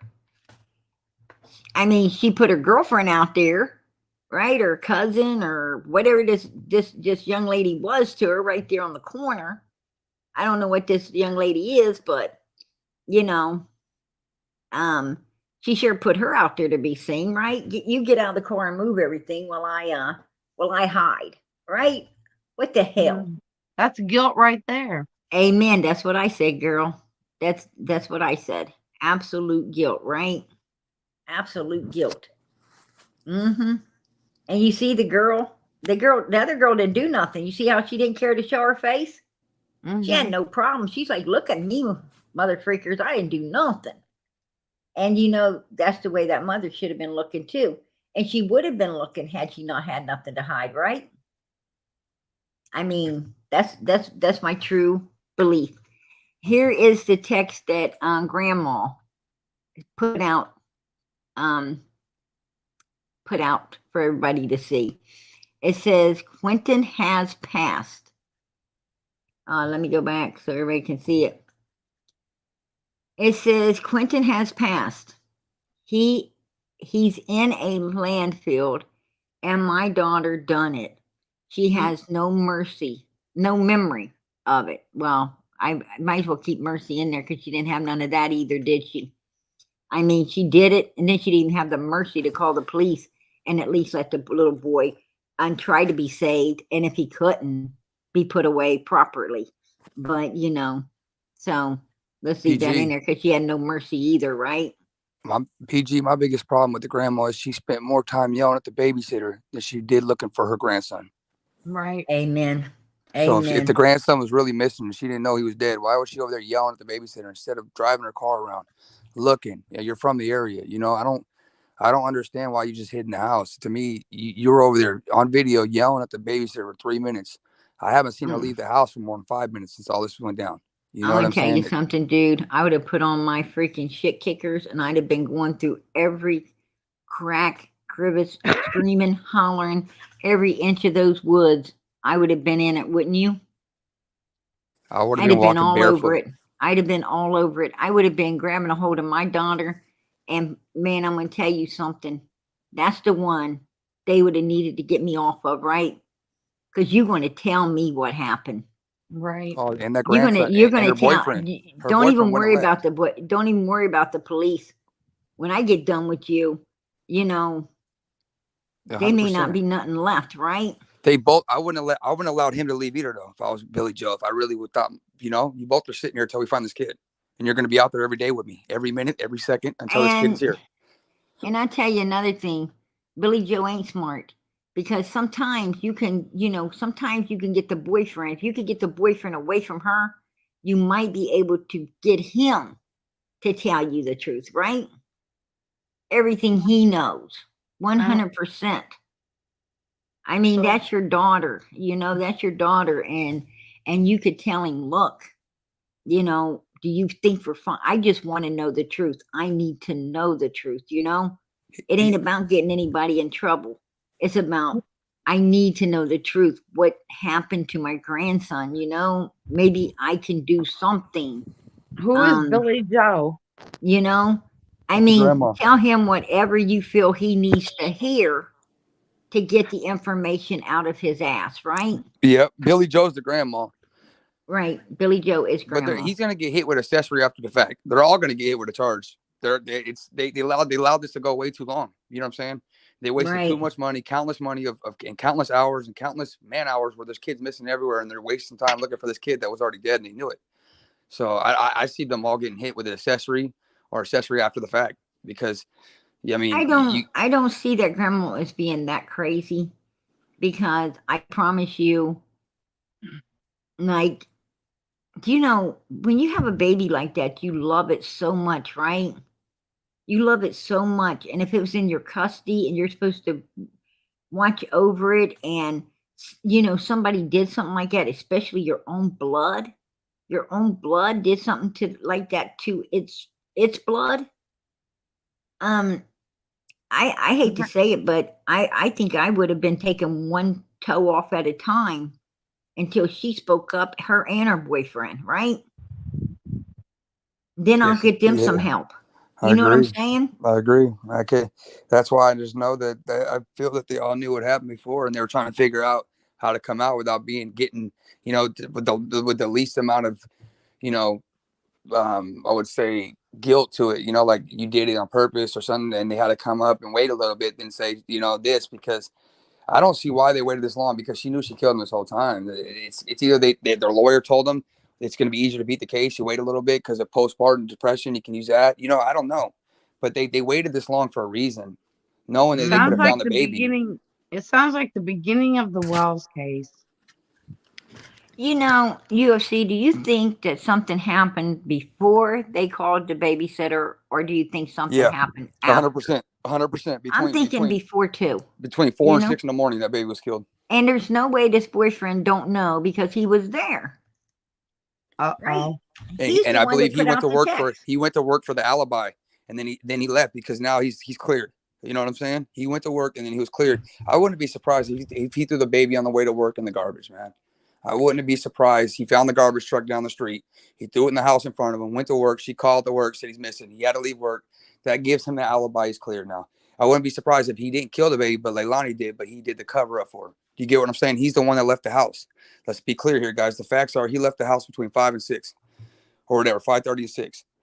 And the facts are the baby there was a text out at 5:30. Why would he leave the house between 5 and 6 and the baby they told the babysitter not to watch him at 5:30 because the kid was already dead. There's no it's just clear evidence to me. It's not, I mean, maybe he had nothing to do with it, but it'd be hard for me to believe he didn't know that kid was dead at that point. Right. I think he knew it too.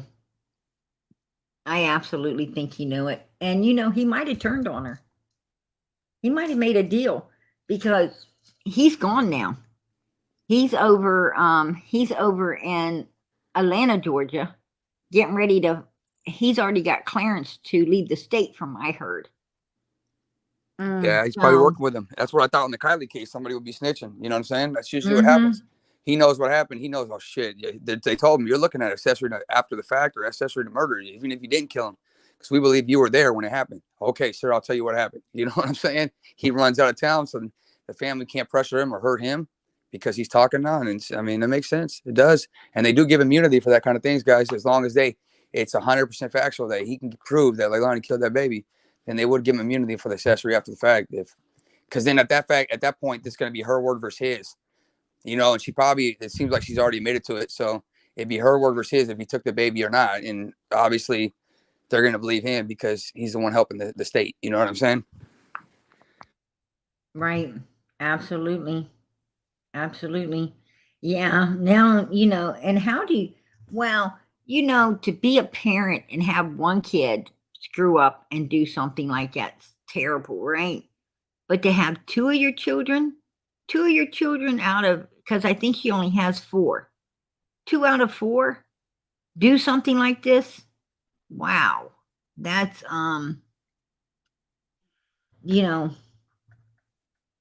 that's insane. Yeah, it's nuts. It is 100%. And I don't there's some part of me that's telling me there was something about jealousy with him and Monkey because that wasn't his kid, correct? That wasn't his blood kid. So right. No, it wasn't. A lot of times it happens too, guys, where the spouse, he treats his kids better than the other kid, you know, and especially if it's continuously, she could just start, you know, it could start wearing off on her too, you know, and people, just, you know, it's hard for people to believe, but 99.9% of the time, what I'm saying is when it's not your blood child, you know it. Whether you be male or female, stepmom or stepdad, you know, you do treat your children, I do believe, differently. You know, what I'm saying is, I'm not saying you don't love your stepson or daughter like your own. I'm not saying that you don't have a great bond for them and great love for them as well. But what I'm saying at the end of the day, you know that it's not your blood. And, you know, it's not. And, you know, it just is what it is. What I'm saying is if the stepkid messes up terribly, you're going to be sad and everything, but not as sad as the real parent, right? I agree. That's what I'm saying. Especially when you go out and buy things and stuff too, you know, you get a little more for your own kid. That's just, you know, and the kids see Yeah, that, they realize it. yeah. Most people do, and that is truth. You know, that is truth. And I don't know. You know, I don't know. Like, you know, I got a niece and a nephew that I buy quite a bit for. They don't get a lot, and it's not because they're abused or anything like that. It's just that, you know, the parents really work. They work hard, but they just don't have a lot, and they struggle. They struggle, and so you know, I do pick up things, you know, and you know,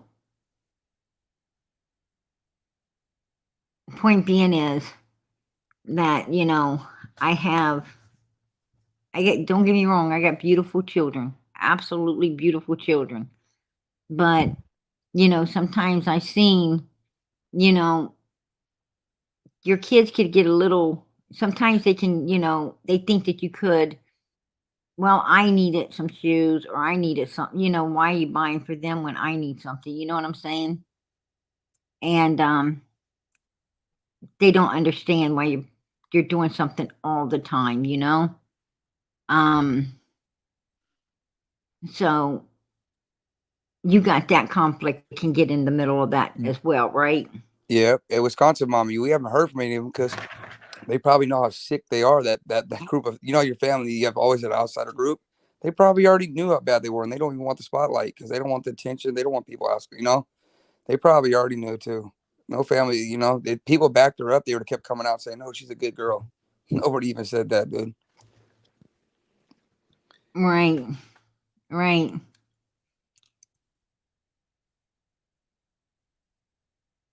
I can't believe this. This is crazy. You know, if law enforcement came out and they've done let us know, you know, I mean, Pink Fox, I'm gonna have to put that up there. Rest in peace, precious angel. I got to put that up there because you know what? We're like 100% sure he's no longer with us, right? I mean, law enforcement's got something super freaking solid. I mean, they don't come out and say stuff like this unless they know it pretty much for sure, right? Yeah, so that's 100%. So, you know, like last night I was, you know, don't turn on the waterworks, you know, people hold that waterworks off. Let's keep hope. And but, you know, after seeing what the man said today, turn on them waterworks, right? Go right ahead because you know what? This is a tragedy. A tragedy. And you know, look at this beautiful baby. This beautiful, beautiful little boy. He was so freaking cute, right? Just amazing how beautiful he was. He couldn't take a bad picture. And he was always smiling, he was always happy. I mean, he actually brought life into your life, right? I mean, this child, just watching him, just watching him made you want to just pick him up and hug him, right? And it's unbelievable. How could anyone, especially the mother, destroy that beautiful child? He's gorgeous. Yes, he is. Absolutely gorgeous, girl. And yeah, It's a baby. yes, he is. Absolutely. Absolutely. It's horrible. Absolutely horrible, you know, that someone could do something like this to their child. But what we You don't know what's understand. you know what's even sicker, PG? I'm thinking about right now is that if they don't find the baby, they can't rule the cause of death. Then she can't get life in prison. I think they might be able to. I'm hoping they do, but I'm just giving that someone said this could be a diversion. Because I mean, what if think about it. It has to be pretty bad if they waited this long to report that it was he's in the dumps because it's been that long. You know, it's gonna be that hard to find him. I think it It took scares me. them. They cut his body up or something. You I know, think it took them 5 hours, dude, to clean up the mess inside that house. What do you think? yeah, I agree, to make it look like it was an accident. Stage it. Yeah, I mean, I You can't. think that they wanted to, you know, somebody just came in and walked out with him. I bet when they taped off those windows, when they taped up them windows and ran that strobe in there, man, I bet that told the story right there and then, don't you? Yeah, that did 100%. That's why I'm saying that the murder could have been gruesome. Oh, Look that's at- what I'm thinking. That's They, what Look at you they know. hit the body because they don't want them to see how bad this was, you know. And that's Well, all they I'm can think thinking of. that too because look at this, look at this, look at this, look at this officer here. Look at this officer. I'm gonna pull him up and just take a look at him. And that, you know, this dude don't only look hurt to the core, you know, like disturbed and hurt to the core, but he also looks angry. Watch this. I'm Chatham County Police Chief Jeff Adley. I'm joined today by FBI Supervisory Senior Resident Agent Will Clark of the Savannah FBI office. As you know, our investigation over the last 8 days has led us to the heartbreaking conclusion that You see how he's almost ready to cry? I mean, he's holding it together, right? He knows. He knows. If you look, his eyes are like beet red. You tell he's holding it together, just thinking about it, right? Let's watch him. 20-month-old Quinton Simon is deceased. We have named his mother, Leilani Simon, as the primary suspect in Quinton's disappearance and death. We have not made an arrest or filed any charges. And Quinton's disappearance and death, he said. So go get her. There you go. There you go. Let's finish watching him. At this time, from the moment we received the 911 call reporting Quinton missing, we have conducted an exhaustive search for him. Sadly, we still have not found Quinton. But our search and our investigation will continue, and it will continue with every available resource we have in order to give Quinton's family closure and see that justice is served in this case. I would like to thank the FBI for their invaluable expertise and assistance during our search and for the help they will continue to provide moving forward. We know that millions of people fell in love with Quinton Simon the moment they saw his face and learned of his disappearance. We have seen the outpouring of love and concern for this child and the outpouring of grief at the latest developments in this case. The men and women of the Chatham County Police Department share that same sadness, but we also feel very determined to keep working as hard as we can and for as long as we have to find Quinton. Now, Special Agent Clark will have some comments, and then I'll return with some closing statements. Do you see that?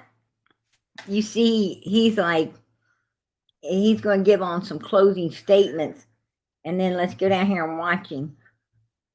Evidence in the case has led us to this conclusion. Was there a date where you found the evidence that led you to this conclusion? You see how pissed off he is? Look at Mhm. him. He's like, if you only knew, he's going to get her. Look at the look in his eyes. He's going to get her, right?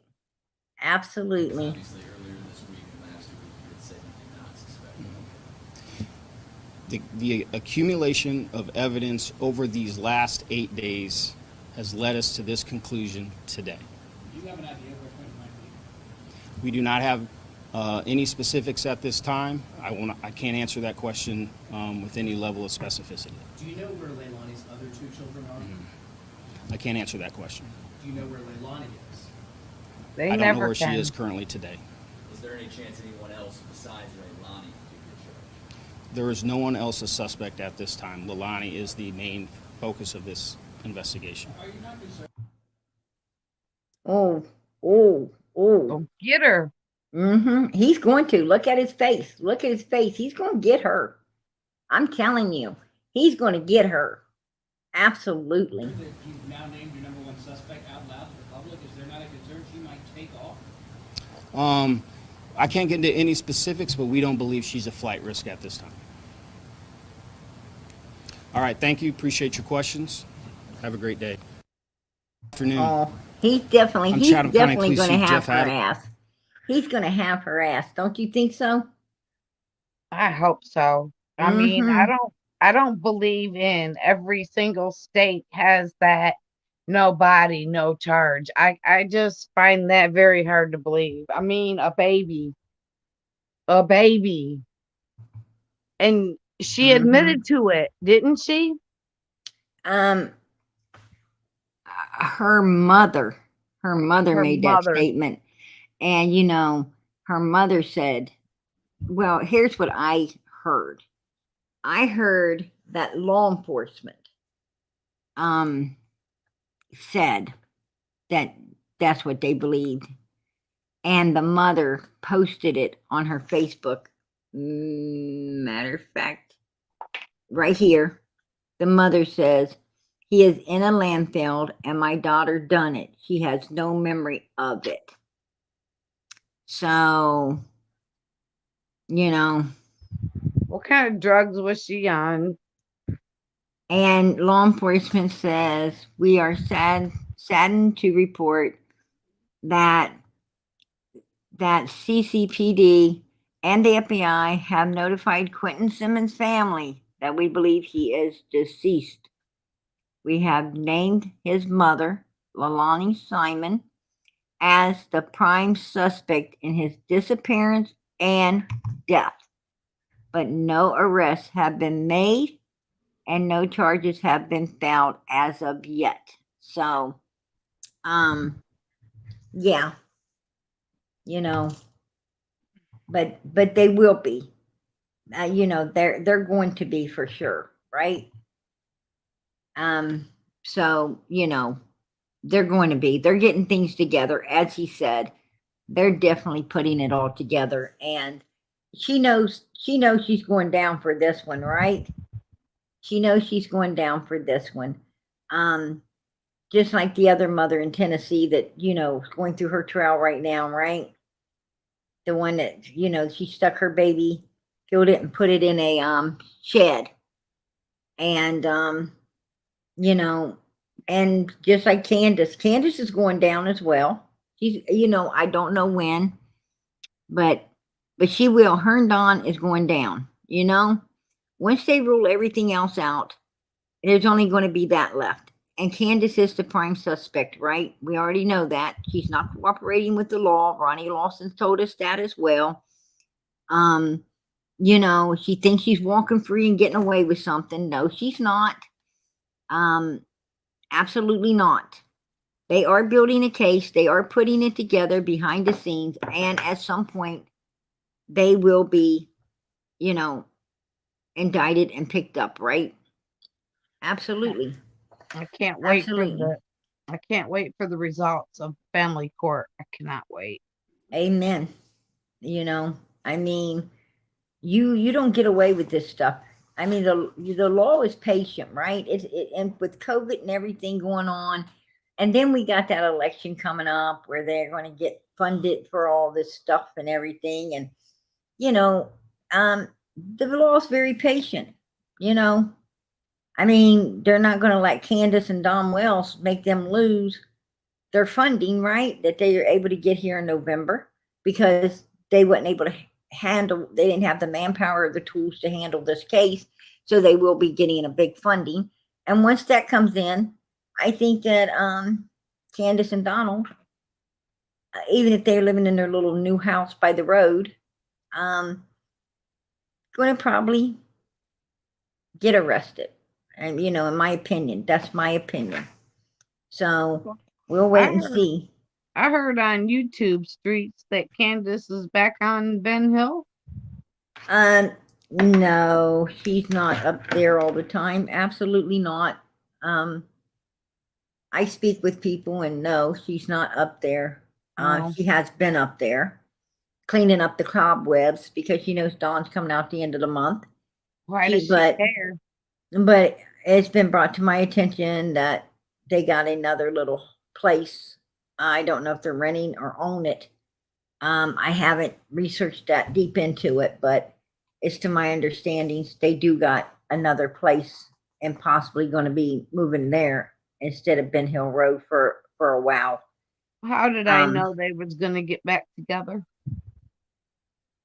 Oh yes, absolutely. I knew they was going to stick together because I absolutely knew they was going to stick together due to the fact that, you know, one don't want the other one being able to tell anything. And now Don's got the upper hand on, I mean, Candace could keep, you know, threaten him with jail because, you know, he had all that stuff hanging over him. But now that's all gone and he has nothing, but she sure does, her and Grandis, right? They were the ones there. And possibly Donald too, but I don't think that a husband or wife do not have to turn on one another. There's no law, you know, they do not have to turn on the other one. I don't think Don knew anyways from get-go. I only think that Don knows what Candace told him and she lied to him. You know, I know she lied about the 2 minutes. Oh. I know that.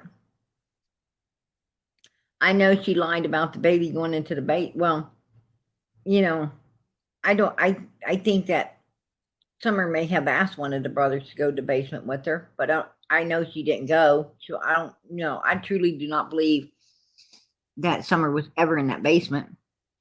I think she went right back out that front door. And yes, whatever happened to her, do I believe Candace knows? Yes, I do.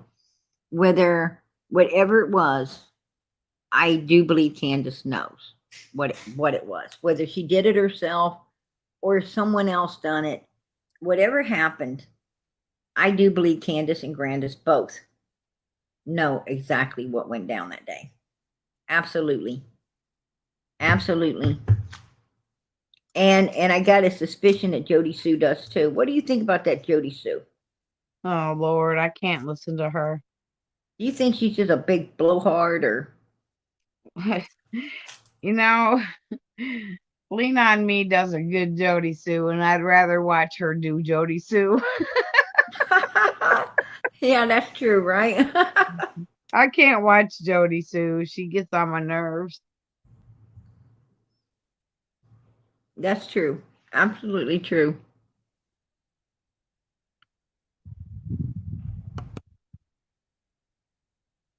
I don't really think Donald knew. Honestly, I don't.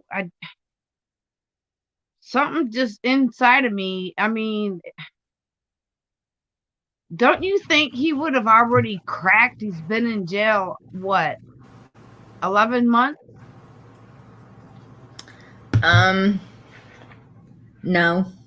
No, because I don't believe that. You want to know why? Because Donald is in heaven right now, right? I mean, he can't have cigarettes. He can't have, any drugs or alcohol and anything like that. But Donald's pretty good. He's pretty good at quitting alcohol and drugs when he wants. I watched him. I actually watched him when Summer first came up missing. After he went on that one binge, that real bad binge. Actually, he didn't do really nothing up until then. He broke. And I think that's because that's when he came to realization what really did go down. And had to, make a choice of spilling the beans or keeping it to himself. And then even after that, like once he got back on his feet from that, he really tried to quit. He was trying to get Candace to quit because he wanted the boys back. He wanted to get his family back together. And he told her, and she wouldn't. All she would say is, "Fuck you, Donnie. Fuck you, Donnie." Yeah, and he said, "Damn it, Candace, we got to not do this. You got to quit it, please." And she's like, "I don't care what you do. If you don't tell me what the fuck to do, I do what I want to do, Donnie." Toxic. And that's the conversations they were having. And, and he just got to, but he went like a long time without, any alcohol or drugs or anything else. He was like really trying to, get off of them and just go to work and, and do what he needed to do to try to appease everybody. I mean, anybody that came around, he was out there talking to them and, and the news stations and Candace up there hiding in the house all fucked up, right? Playing Monopoly. Right. Yeah, her and Grand just didn't even care. And, in some ways, yeah, I do feel sorry for Donald in some ways, but, in a whole lot of other ways, no, I don't. That's your daughter, man. This minute you found out, you shouldn't have went and you shouldn't have made the wrong decision and got high. You should have came out and told on that bitch, and or whoever else had anything to do with it. That was your daughter, and anyone else would have done the same thing, right? Anybody else would have told, but he kept it, and I don't agree with that. Not only his daughter, his twin. Summer is his twin. At one point, Donald told me, he says, "Sissy, I just want all this shit to go away and look for, figure out exactly what happened. Just figure out exactly what happened." And I said, "What do you mean exactly what happened?" So you have a roundabout way of, so what you're telling me is exactly what happened. So you know what happened, but not exactly. That was my question. And he basically said that, "Sissy, I'm trying to get Candace to just stop this shit, basically talk to him, tell him." And he said that she won't stop everything because of the money coming in. That it was the money. And that was, basically blinding her from telling the truth if she ever did tell the truth. What he was saying is he thinks Candace would have came clean if people wasn't helping her so much and all that money wasn't coming in to make her feel like she don't have to say shit. Money heals a lot, right? Especially when you're Candace. And that's why I say, why do people support these fucking criminals when the Summer was the victim, not Candace. No one should have, she was a suspect, right? No one should have been giving her shit. And, and what you don't understand is years and years and years ago, when they blackball people that they felt done things like this, they blackballed them. Nobody, they couldn't, I mean, they could go in a store and they wouldn't even sell to them, right? And that made that person feel the pain of what they done, and that brought them forth sometimes to tell the truth, right? They couldn't bear with everyone looking at them like that. They couldn't bear being treated the way they felt that nothing could be worse than that, right? Even telling. And a lot of them confessed. But now people don't confess because, they get treated better than the victims. Suspects get treated better than the victims. They get all these supporters and people helping them and they're not going to come down. So basically what he was telling me is, look, sissy, she's not going to tell no fucking body nothing, not even me, the full truth, because she's got too much support coming in and she don't want that to, end, right? She don't want that to end. Somebody said, I was in a different chat last night and somebody said something about the dogs not barking. I said, well, why would they bark? The same people come up there every day. They're used to them. There wasn't strangers that were coming up there. They were people that were going there every day. The dogs did bark because they barked at Chris McDonough. And they barked, and they also barked. Those dogs would bark if they knew you're not. They barked.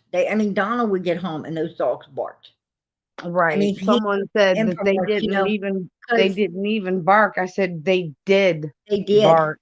They did because he would talk to me all the way, and you would, at one point from his work, you would get cut out.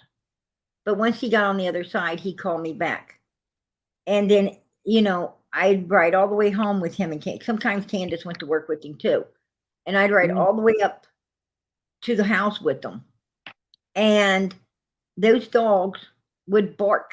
Them dogs would be, until you got out of the truck and they knew exactly who you are, they would bark. So they're lying. Right. And they said inside the house, you can't hear people. Oh, yes, you can. If you're inside that house, you can not only hear the truck pull up or car pull up, but you can also hear the door slamming, whether it's one car door, two car doors. You can count how many car doors is slamming. You could hear somebody out there talking. That's bullshit. Now, Cam and Allie, that's why I had a little bit of a problem with them. It's because when I heard them say stuff, I knew they were lying and I didn't know why. I didn't know why, because I knew it was an out and out lie. Now, I tried to make excuses for them all while they were busy just trying to get, footage of this or that, or videoing, and really wasn't mindful and paying attention to what they could really hear and not hear. I tried to make excuses for them,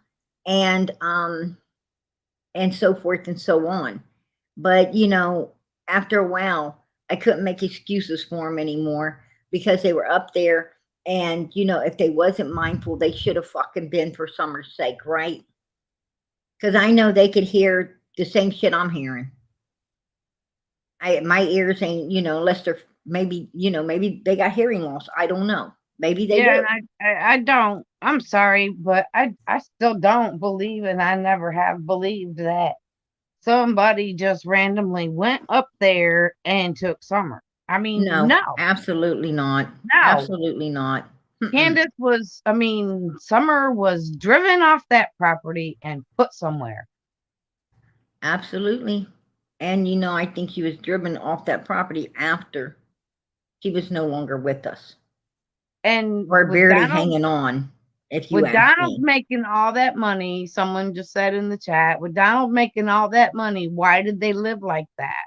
Because their choice of drugs. That's why. Right. Absolutely. Oh, the bill is paid. I'd be scared to go into that shack. Yeah. Yeah. Grandis paid the electric bill. Grandis paid the electric bill. Probably other people paid it too, but Grandis really paid it. She's the one that actually paid that electric bill. She's kept the lights on up there. Trust me. And it's not the lights, the camera system. That's what Grandis has kept going, is the camera system. Because if you don't pay, the electric and you don't pay the Wi-Fi bill, those cameras will go off. And Grandis loves watching them cameras all the time because she knows people's going to try to come around there. So, and they don't want no one searching there either, because then, it's going to incriminate her and she's going to go to prison for withholding evidence as well, right? Because you don't have the same type of immunity when it's your child as you do when it's your husband or wife, right? By law. I would think it would hold more so with the mother and child or father and child, but no, it's a mother or a wife and husband type thing, which is crazy as hell to me. But I mean, if a parents and child ain't going to have it, then husband and wife shouldn't be allowed to have it as well, right? Because usually you kept that kid a hell of a lot longer than a husband or wife did, right? Especially in today's world, where 6 months they're divorced. So that's what I'm talking about.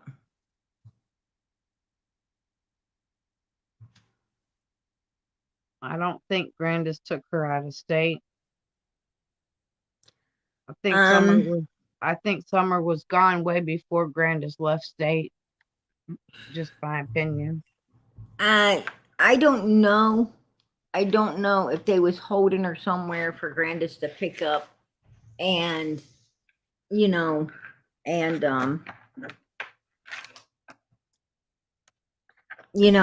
I'm saying is Candace and Donald and them are pretty adamant that nobody's ever going to find Summer, right? Right. Ever. So, it's a good damn possibility that, what I'm saying is between Tennessee and Wisconsin, that's a lot of land to check to see if somebody's been buried on it. And even if, what I'm saying is, even if you check it, you're probably going to tell now, right? Because, I mean, here's what I'm saying. Grandis would have dug a grave, right? She'd have dug a grave. And yeah, I mean, she would have, probably dug it, put up a marker, and and nobody will ever know where Summer is except her. That's true. And how you going to find it? You probably wouldn't ever find it. They made that clear. So that is a possibility. That is a possibility. Grandis probably told Candace, well, she'll always be in your heart. That's why Candace says Summer always be with me, in my heart. And who knows? Grandis camps out. I mean, is this old lady capable of doing something super sinister like a campfire? I don't know. It was weird that, they were all wearing those crosses around their necks that hold ashes, right? As if they knew Summer had been burned. So I don't know. I mean, it's like they were telling us the whole story. They were telling us the whole story. We just weren't keeping, paying attention, right? PG, I think you'll find out a little bit more on October 31st. I don't know. I truly, I truly don't know. Just keep praying that he tells you, because he's gonna come on your panel. I know that Donald, deep down, I know deep down he wants whatever happened to his daughter, I know he wants justice for his child. You know, I know he does. But, you know, he also knows he made the wrong decision. And will he ever break? Maybe on his deathbed. I don't know. Maybe he'll come out and break. Who knows? I mean, I don't know where his breaking point is. I just know that his mind will be haunted with whatever happened to his daughter for the rest of his life, for sure, right? And I know he don't want to be behind bars forever, you know. Nobody does. Nobody does. I don't know. No, I he's have not.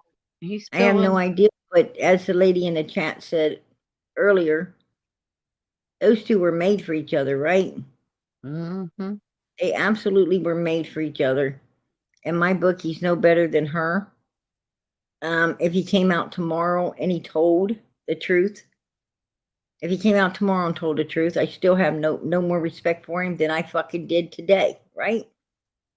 No more respect for him than I got today because it's a little too damn late. It's a little too damn late. He should have told long ago. Yeah. You know? I mean, what good to do to tell us anything now? You know. That's what they wanted, Ronald. They just wanted each other. They didn't want them kids. Exactly. In my opinion. Oh, Candace made that clear. She made that clear. It's just me and Donnie, she tell me. No, sissy. No, sissy. It's not about her. Me and Donnie. I mean, it was disgusting to even listen to. It was disgusting. I promise you, when she told me it wasn't about Summer, you do not understand. I mean, if you could only saw my face, like, what the fuck are you talking about? You know, it's like, bitch, it's all about your daughter. What are you talking about? Are you fucking crazy? I mean, it was like listening to an insane human when she said that. It was just like, I couldn't, you know, I had to get off the phone because I couldn't handle it before I said something that, you know, would make them not talk to me or give me more information. You know what I'm saying? And because I was hoping to at least make them feel, you know, I was hoping to really get onto Donald and make him feel guilty enough to tell, this is your daughter, this is your blood. This is what you need to do, you know? And I think with Benny's help we could have got it done. But Benny turned on you because Benny's about click, likes, and views, not about these children. He's not about solving the case at all. It's just get this cookie in my pocket and hold it there as long as I can to milk it for everything I can, right? And that's why I have no respect for him as well, because I would never expect that out of Benny. I thought he was a better human than that, and I found out he tried wasn't. too. You know, so, and Ernie was the same way. Ernie was the same way. You know, he got Candace in his pocket, and then he, you know, wanted to turn on everybody and act like a bastard. And, you know, Candace wouldn't even have been in his pocket. She wouldn't even have been in his pocket if I wouldn't have put her there. But you know, he's an ungrateful little fuck too, right? Can you put me in his pocket? Girl, I tell you what, you'd hate me if I did, because I don't think you really realize what kind of pocket you'd be getting into. Right? I like Ernie. Yeah, I'll tell you what, I don't give a two shits for Ernie, and that's the truth. I really don't. I think he had a great opportunity. Could have really got something information, much needed information, and he just didn't know how to go about asking the right fucking questions, right? He was like Benny and the rest of the, you know, the rest of the chumps, right? I want to know. I want to know why Benny, after he left the hill, why was he crying after that pillow was in his face? Why was he crying? the pissy pillow. That was funny as hell, wasn't it? You cried too if you found out you was sniffing Candace's piss, right? everybody in YouTube world was laughing at your ass. That'd be funny shit, right? That was funny. Crack me up, man. That was some funny stuff. I'm still laughing. But yeah, no, he wasn't really crying about. I don't mind. Oh shit!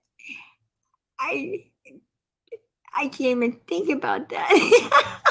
I seen the video. He was actually crying. Oh, girl. Ernie's got a girlfriend, guys. I don't know. So.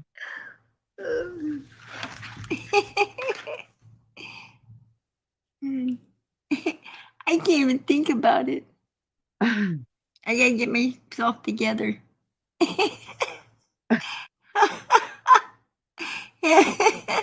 Oh damn, that was like I'm gonna be honest with you. I'd have to hunt that chick down, right? Oh god. Oh shit. Lisa. You She could said, tell. I think Ernie tried, but he didn't want to get raped.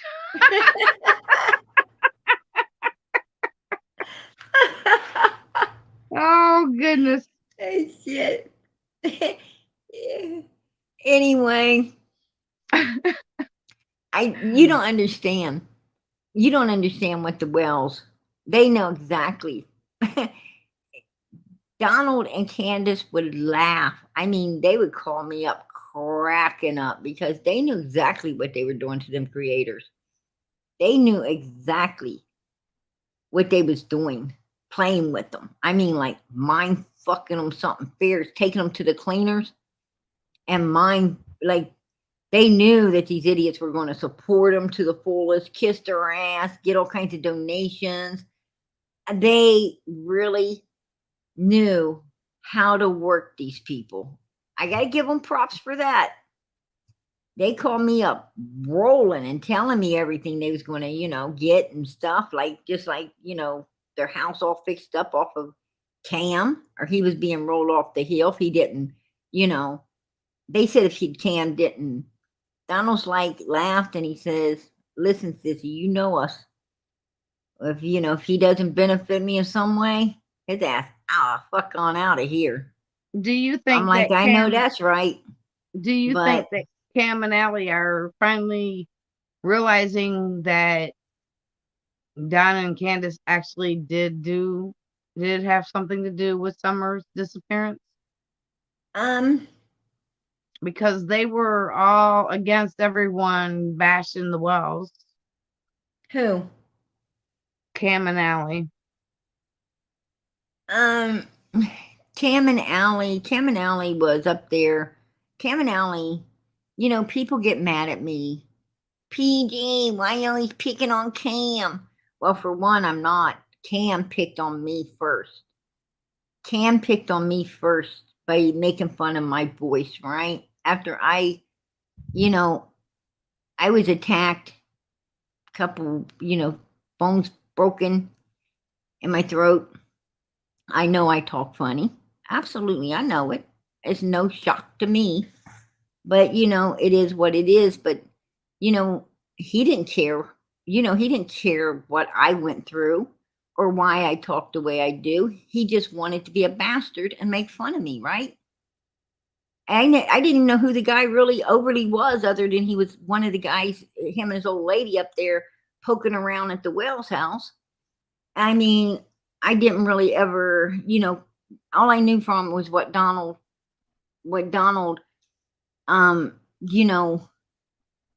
offered up to tell me on his own. It's not like I questioned Donald about Cam and Allie, because I didn't.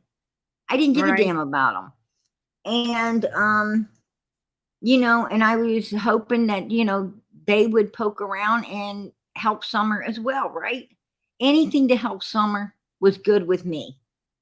And then this guy, you know, this guy starts saying stuff about me and picking on me, and you know, why?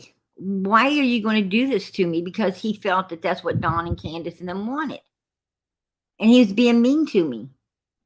And you know, that's why I retaliated on him, right? I retaliated on him. Leave me alone. Back it the fuck up. And you know, and he then I'm at Mrs. Daisy's, and they say something about Jody Sue, and he says, makes a nasty comment again about me after I thought I thought we, you know, got rid of everything. We were good with each other now, and you know, we was doing good with one another, and there's no hate between us, right? No hate between us any longer. And he, you know, he made a little pung at me then. And that's before I even went. This is while I was still in the chat. I wasn't even on panel yet. He said something shitty. But you know, PG's always the bad guy, right? I'm always the bad guy. No, I'm not. I go after no one unless they give me damn good reason. If I'm going after someone, you can bet your ass I'm not the one in the wrong. They are. And that's, you know, and that's what I was basically saying. And you know, and yeah, I do have my suspicions on Cam, due to the fact that Jody Sue brought out his wait, why is Jody Sue interested in Cam? Why? I mean, he really doesn't ever attack her or anything like that. I mean, he attacks everybody else, but not really Jody Sue or Andy, because Donald won't really attack them out of fear or something. I don't know, or because, you know, they're all in cahoots or what the fuck ever. I don't know. But what I do know is he does, but she brought, you know, and his records seem to be close to hers as well. You know? I mean, it was like a lot of similarities there, even in the same areas.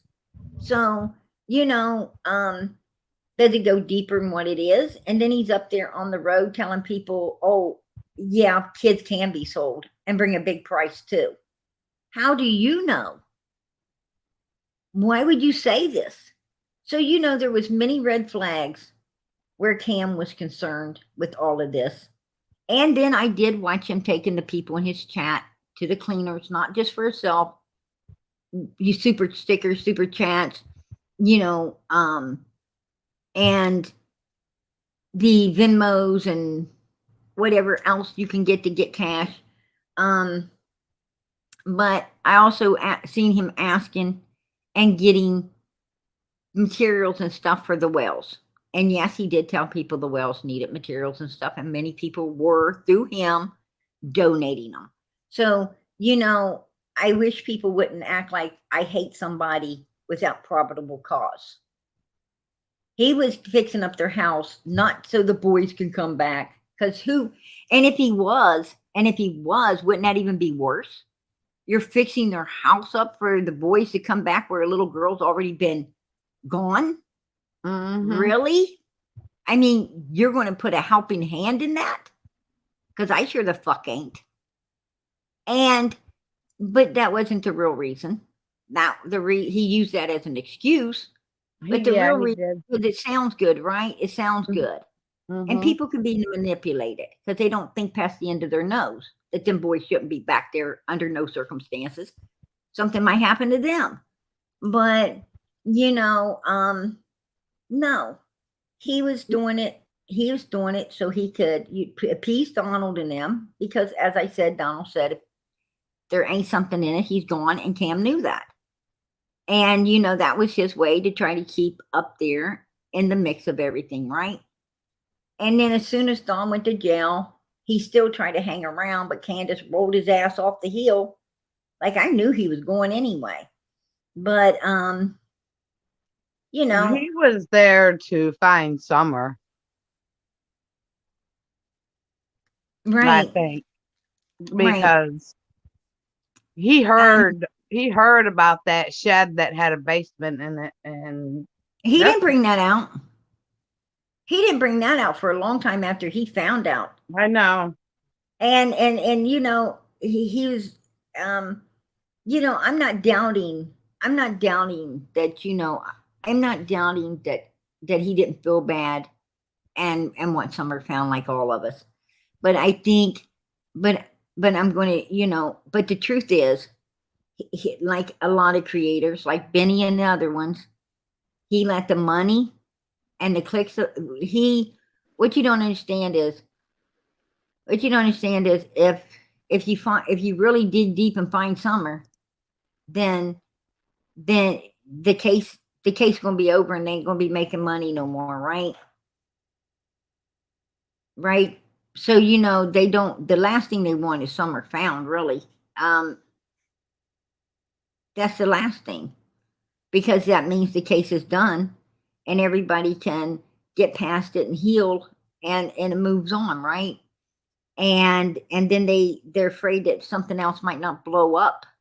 You know, there might not be a Kylie Ronnie, or, you know, like now Kylie's case pretty much done, right? It's pretty much done because the law is the law. They've done said, you know, that they've done told us that Kylie, I lost you, Robin. They done said that Kylie, it was an accident. There's nothing we can do to change that. There's no way we can prove it wasn't, right? And it is what it is, and it's just washed up now, right? And same way with Quinton's case here. I mean, after a few more days, we're going to see what happens. Yeah, later on we could follow the trail and keep up with what's going on, as we do in a lot of cases, but for the most part it's pretty much over, right? And that's what I'm saying about Summer. You know, Summer's case, these people wasn't really wanting to solve it because they were using it, right? They're using it. And that pisses me off. That absolutely pisses me off, you know? This baby is not a moneymaker. She's a child needing to be found, brought home, and, you know, gotten justice for. Whoever did this to her needs, you know, we need to get justice for Summer. And you know, they're not fighting for that particular cause, especially when they're up there supporting the parents, right? And then once Cam gets rolled off the hill, he brings out a whole lot of stuff about the wells right now that he could have brought out way sooner, but he didn't, because if he would have, he'd have been kicked off the hill then, and he knew it. So he was keeping it away from all of his viewers who were paying him money and everything and trusting him and all of that. And little did they know, he wasn't telling them nothing, just to, you know, bullshit to keep them interested. But the real important shit that could have meant something for Summer and everyone else to help find her, he held in a bag and didn't dump it out until he got dumped, right? Which is way down the road, was way down the road, where it didn't mean nothing anymore, right? And that's why I dislike the guy. You know, I truly, totally and truly dislike him. And any other creator that, you know, that withholds shit to kiss somebody, some suspect's ass, instead of bringing it to the table, letting, you know, into law enforcement and everything. I don't, you know, absolutely don't have no respect for him. What I'm saying is, Candace had to dump Benny before Benny came out and told how he really felt about this case, right? Same way with Ernie. Ernie had to get dumped and before he came out and really told how he felt about Candace and what going down and all the bullshit. And the same way with Cam and Allie, they were keeping all that shit until they got rolled off the hill, and then all of a sudden, you know, they start to talk, you know, really how they felt about the involvement that Donna and Candace and Grandis had in all of this. So what I'm saying is, you know, they weren't They weren't asking hard questions and willing to bring out the truth to everyone. They were withholding everything just to be around there and get a little bit of this or that. And they even had to clear that with the Wells before they brought it out to their people because they signed a contract. And I say that's bullshit. I say that's absolutely bullshit because I was asked to sign that contract and I told Don Wells and his old lady, I told all of them up there what they could do with that contract, right? They could wipe their fucking ass on it. I don't sign shit, especially without my lawyer. So, but I ain't signing that anyway. Because I'm going to be, this is America where I'm going to have freedom of speech to say what the hell ever I please. And I do. And that's just the way it is. Because you know what? Summer is the victim, not them motherfuckers. And they ain't going to hinder me from saying what I truly feel to find this baby. We have every right to know everything because we are all invested. And we were invested when their asses came out and put this child out here for all of us to see, asking for everyone's help when they knew they didn't need it because they already knew what the fuck happened, right?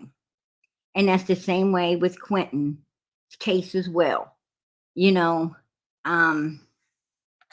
When you bring this stuff out here in the public eye, then, the public has a right to know now everything going on. And the same way with Kylie. That mother asked for everyone's help. She got it. And then all of a sudden, she wanted to be an ass. Because it seems like the outsiders did what they couldn't do or maybe what they didn't want done. But, now the case has been turned over to an accident. No one can change that. And it's pretty much not even worth talking about anymore. Because it is what it is. It's solved, basically. And no matter how much we talk about it, we can't get any of that changed. That's out of our hands. The ruling's done been ruled. Regardless of what we think, how we feel, it is what it is, right? And that's what I'm talking about. But Summer's case, is still hot. It's still moving forward. And, I'm not out here to talk about the Wells. I'm out here to talk about Summer. I'm out here to talk about what could have happened to her, where she might be. How do we get, how do we find her? How do we get to the bottom of all of this? We got to keep them prayers going up. Only God can answer, only God can answer some things. And if you're not willing to talk to God and ask him and beg him to do what needs to be done, then, you might not ever get the answers, right? But we do that. And I'm sure on his time, we're going to get those answers. We just got to be patient, right? We got to be patient and wait for God to do what God does. And he will pull it to the light at some point. I know he will, because he always does. And until then, we will keep Summer alive. Absolutely. By keeping her out here, her pictures out here, and letting everyone know she exists and she will not ever be put in the dark again until something, happens with her case, right? She still is missing. She still needs justice. Quinton, yes, he's missing, but Quinton's going to get justice anyway, because this law enforcement has a backside that Tennessee obviously don't have. They're willing to move it forward, whether they got Quinton or not, right? They're going to take that extra step. And I bet you 10-1 they get justice for Quinton. And that's what Tennessee should have been doing for Summer as well, right? That's what I'm talking about. Oh, always, LH, you are so sweet. I seen earlier where you said you love my voice, and I was so thankful because I know my voice is probably more like a cartoon than it is a human. but it's okay. I mean, you know, I sometimes I sometimes I get angry because I think people think, they think that I'm inhuman or something. Like I don't, oh, PG don't have feelings. Um, Everybody should feel sorry for, Cam could say what he wants and treat me however he wants, and I should just suck it up. That's not right. I'm human too. Nobody's feeling sorry for PG when he does all of that to me. They just want to be sorry for him. And it's not righteous. There's nothing righteous about that. You know, um, the same way with, that Jenny Penny. I don't really know who Jenny Penny is or anything about Jenny Penny, but I do know Cam, you know, talked bad about this girl and told, this girl's scared. She's afraid, she was, I guess, afraid of the lab after he done all these things to her. And she is a woman. And the lab was pretty aggressive at times. We heard how he could get aggressive, and I'm sure that did scare her. And I don't know all of what she told, Cam in confidence, but he told the lab he would send it all over to the lab of what she said, and that's what I'm saying. He doesn't care about humans. He don't, especially women. He don't seem to care about. And I have no respect for that. He gets over, I seen him over there with Doug and Benny and the lab and them, and I mean they were just crucifying women, right? So disrespectful. They have no respect. And I don't sit in those cesspools. I absolutely don't, and I don't agree with them. And yes, I will talk out against them because it's uncalled for. It's absolutely uncalled for. No human should ever be, attacked, um, mistreated, or anything else, just because they're female and they feel that they're a weaker sex. That's wrong. And that's what they was doing for a long time, and it was quite rude. You know, it was absolutely rude. They really don't care. They might act like they do, but they really didn't. What came out of their mouth and what came out of their actions was two different things. You know, it was two different things. Like that Doug guy would say, "Oh, I support women that's been, sexually abused and all of these things."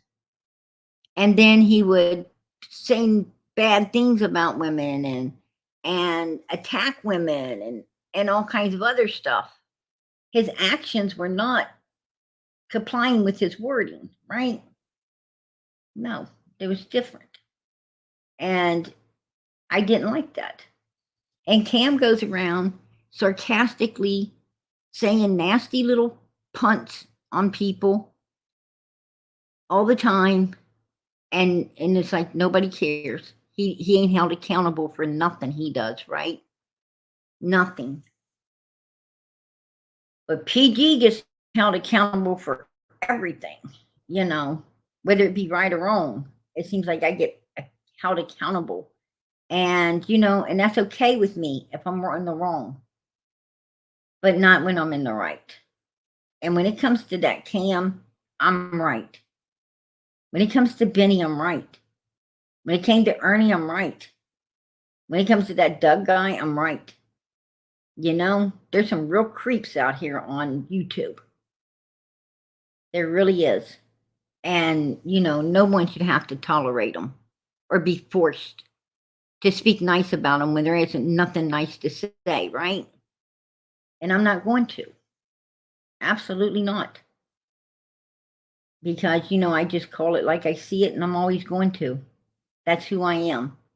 I believe in speaking the truth. I will be damned if I believe a lie and be damned. No, I won't. It's just how it is, and if people take it somewhere else because, because I do stand up and I do tell the truth and I don't personally care what anybody thinks because I know it is the truth, then it is what it is.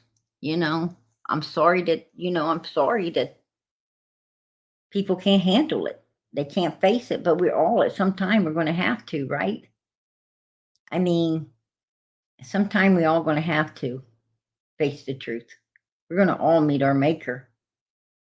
And I don't want, I don't ever want to tell God that I didn't stand up for what was right when I should have been standing up. No matter who, who's trying to beat you down, you got to stand for what's righteous.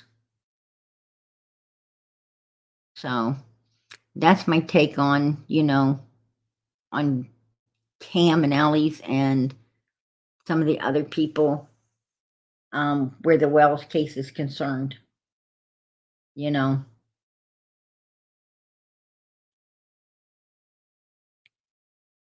But anyway, right now we was talking about Quinton tonight, and I sure pray and I hope, along with everyone else, I'm sure, that Quinton gets justice. I pray they find him. I pray they find him wherever he is. I pray they find him and be able to put that little prince to rest, right? He is, Summer's our princess, and he's like a little prince. And I surely hope they find him and righteously, he gets a righteous resting place where his brother and sister and his other family members will be able to, go and know he's okay and in peace, right? Know he's with God and the angels forever. Know that if they walk the right path, they should be with him again one day, right? And that day will be forever. So, absolutely. So we'll keep an eye on everything going on and see, see what's going to happen in the next few days. And until then, I'm going to go ahead and play little Quinton's song out of here. And right afterwards, we play Summer. So if people will put up blue hearts to support Quinton and put up the purple hearts to support Summer, Moon, Utah Wells, I would greatly appreciate it. And I would even more appreciate if you send those prayers up for them both, that they're found, brought home, and justice is served for them as well. So God bless everybody in here. I so appreciate you all. God bless. Much, much love. Good night, everybody.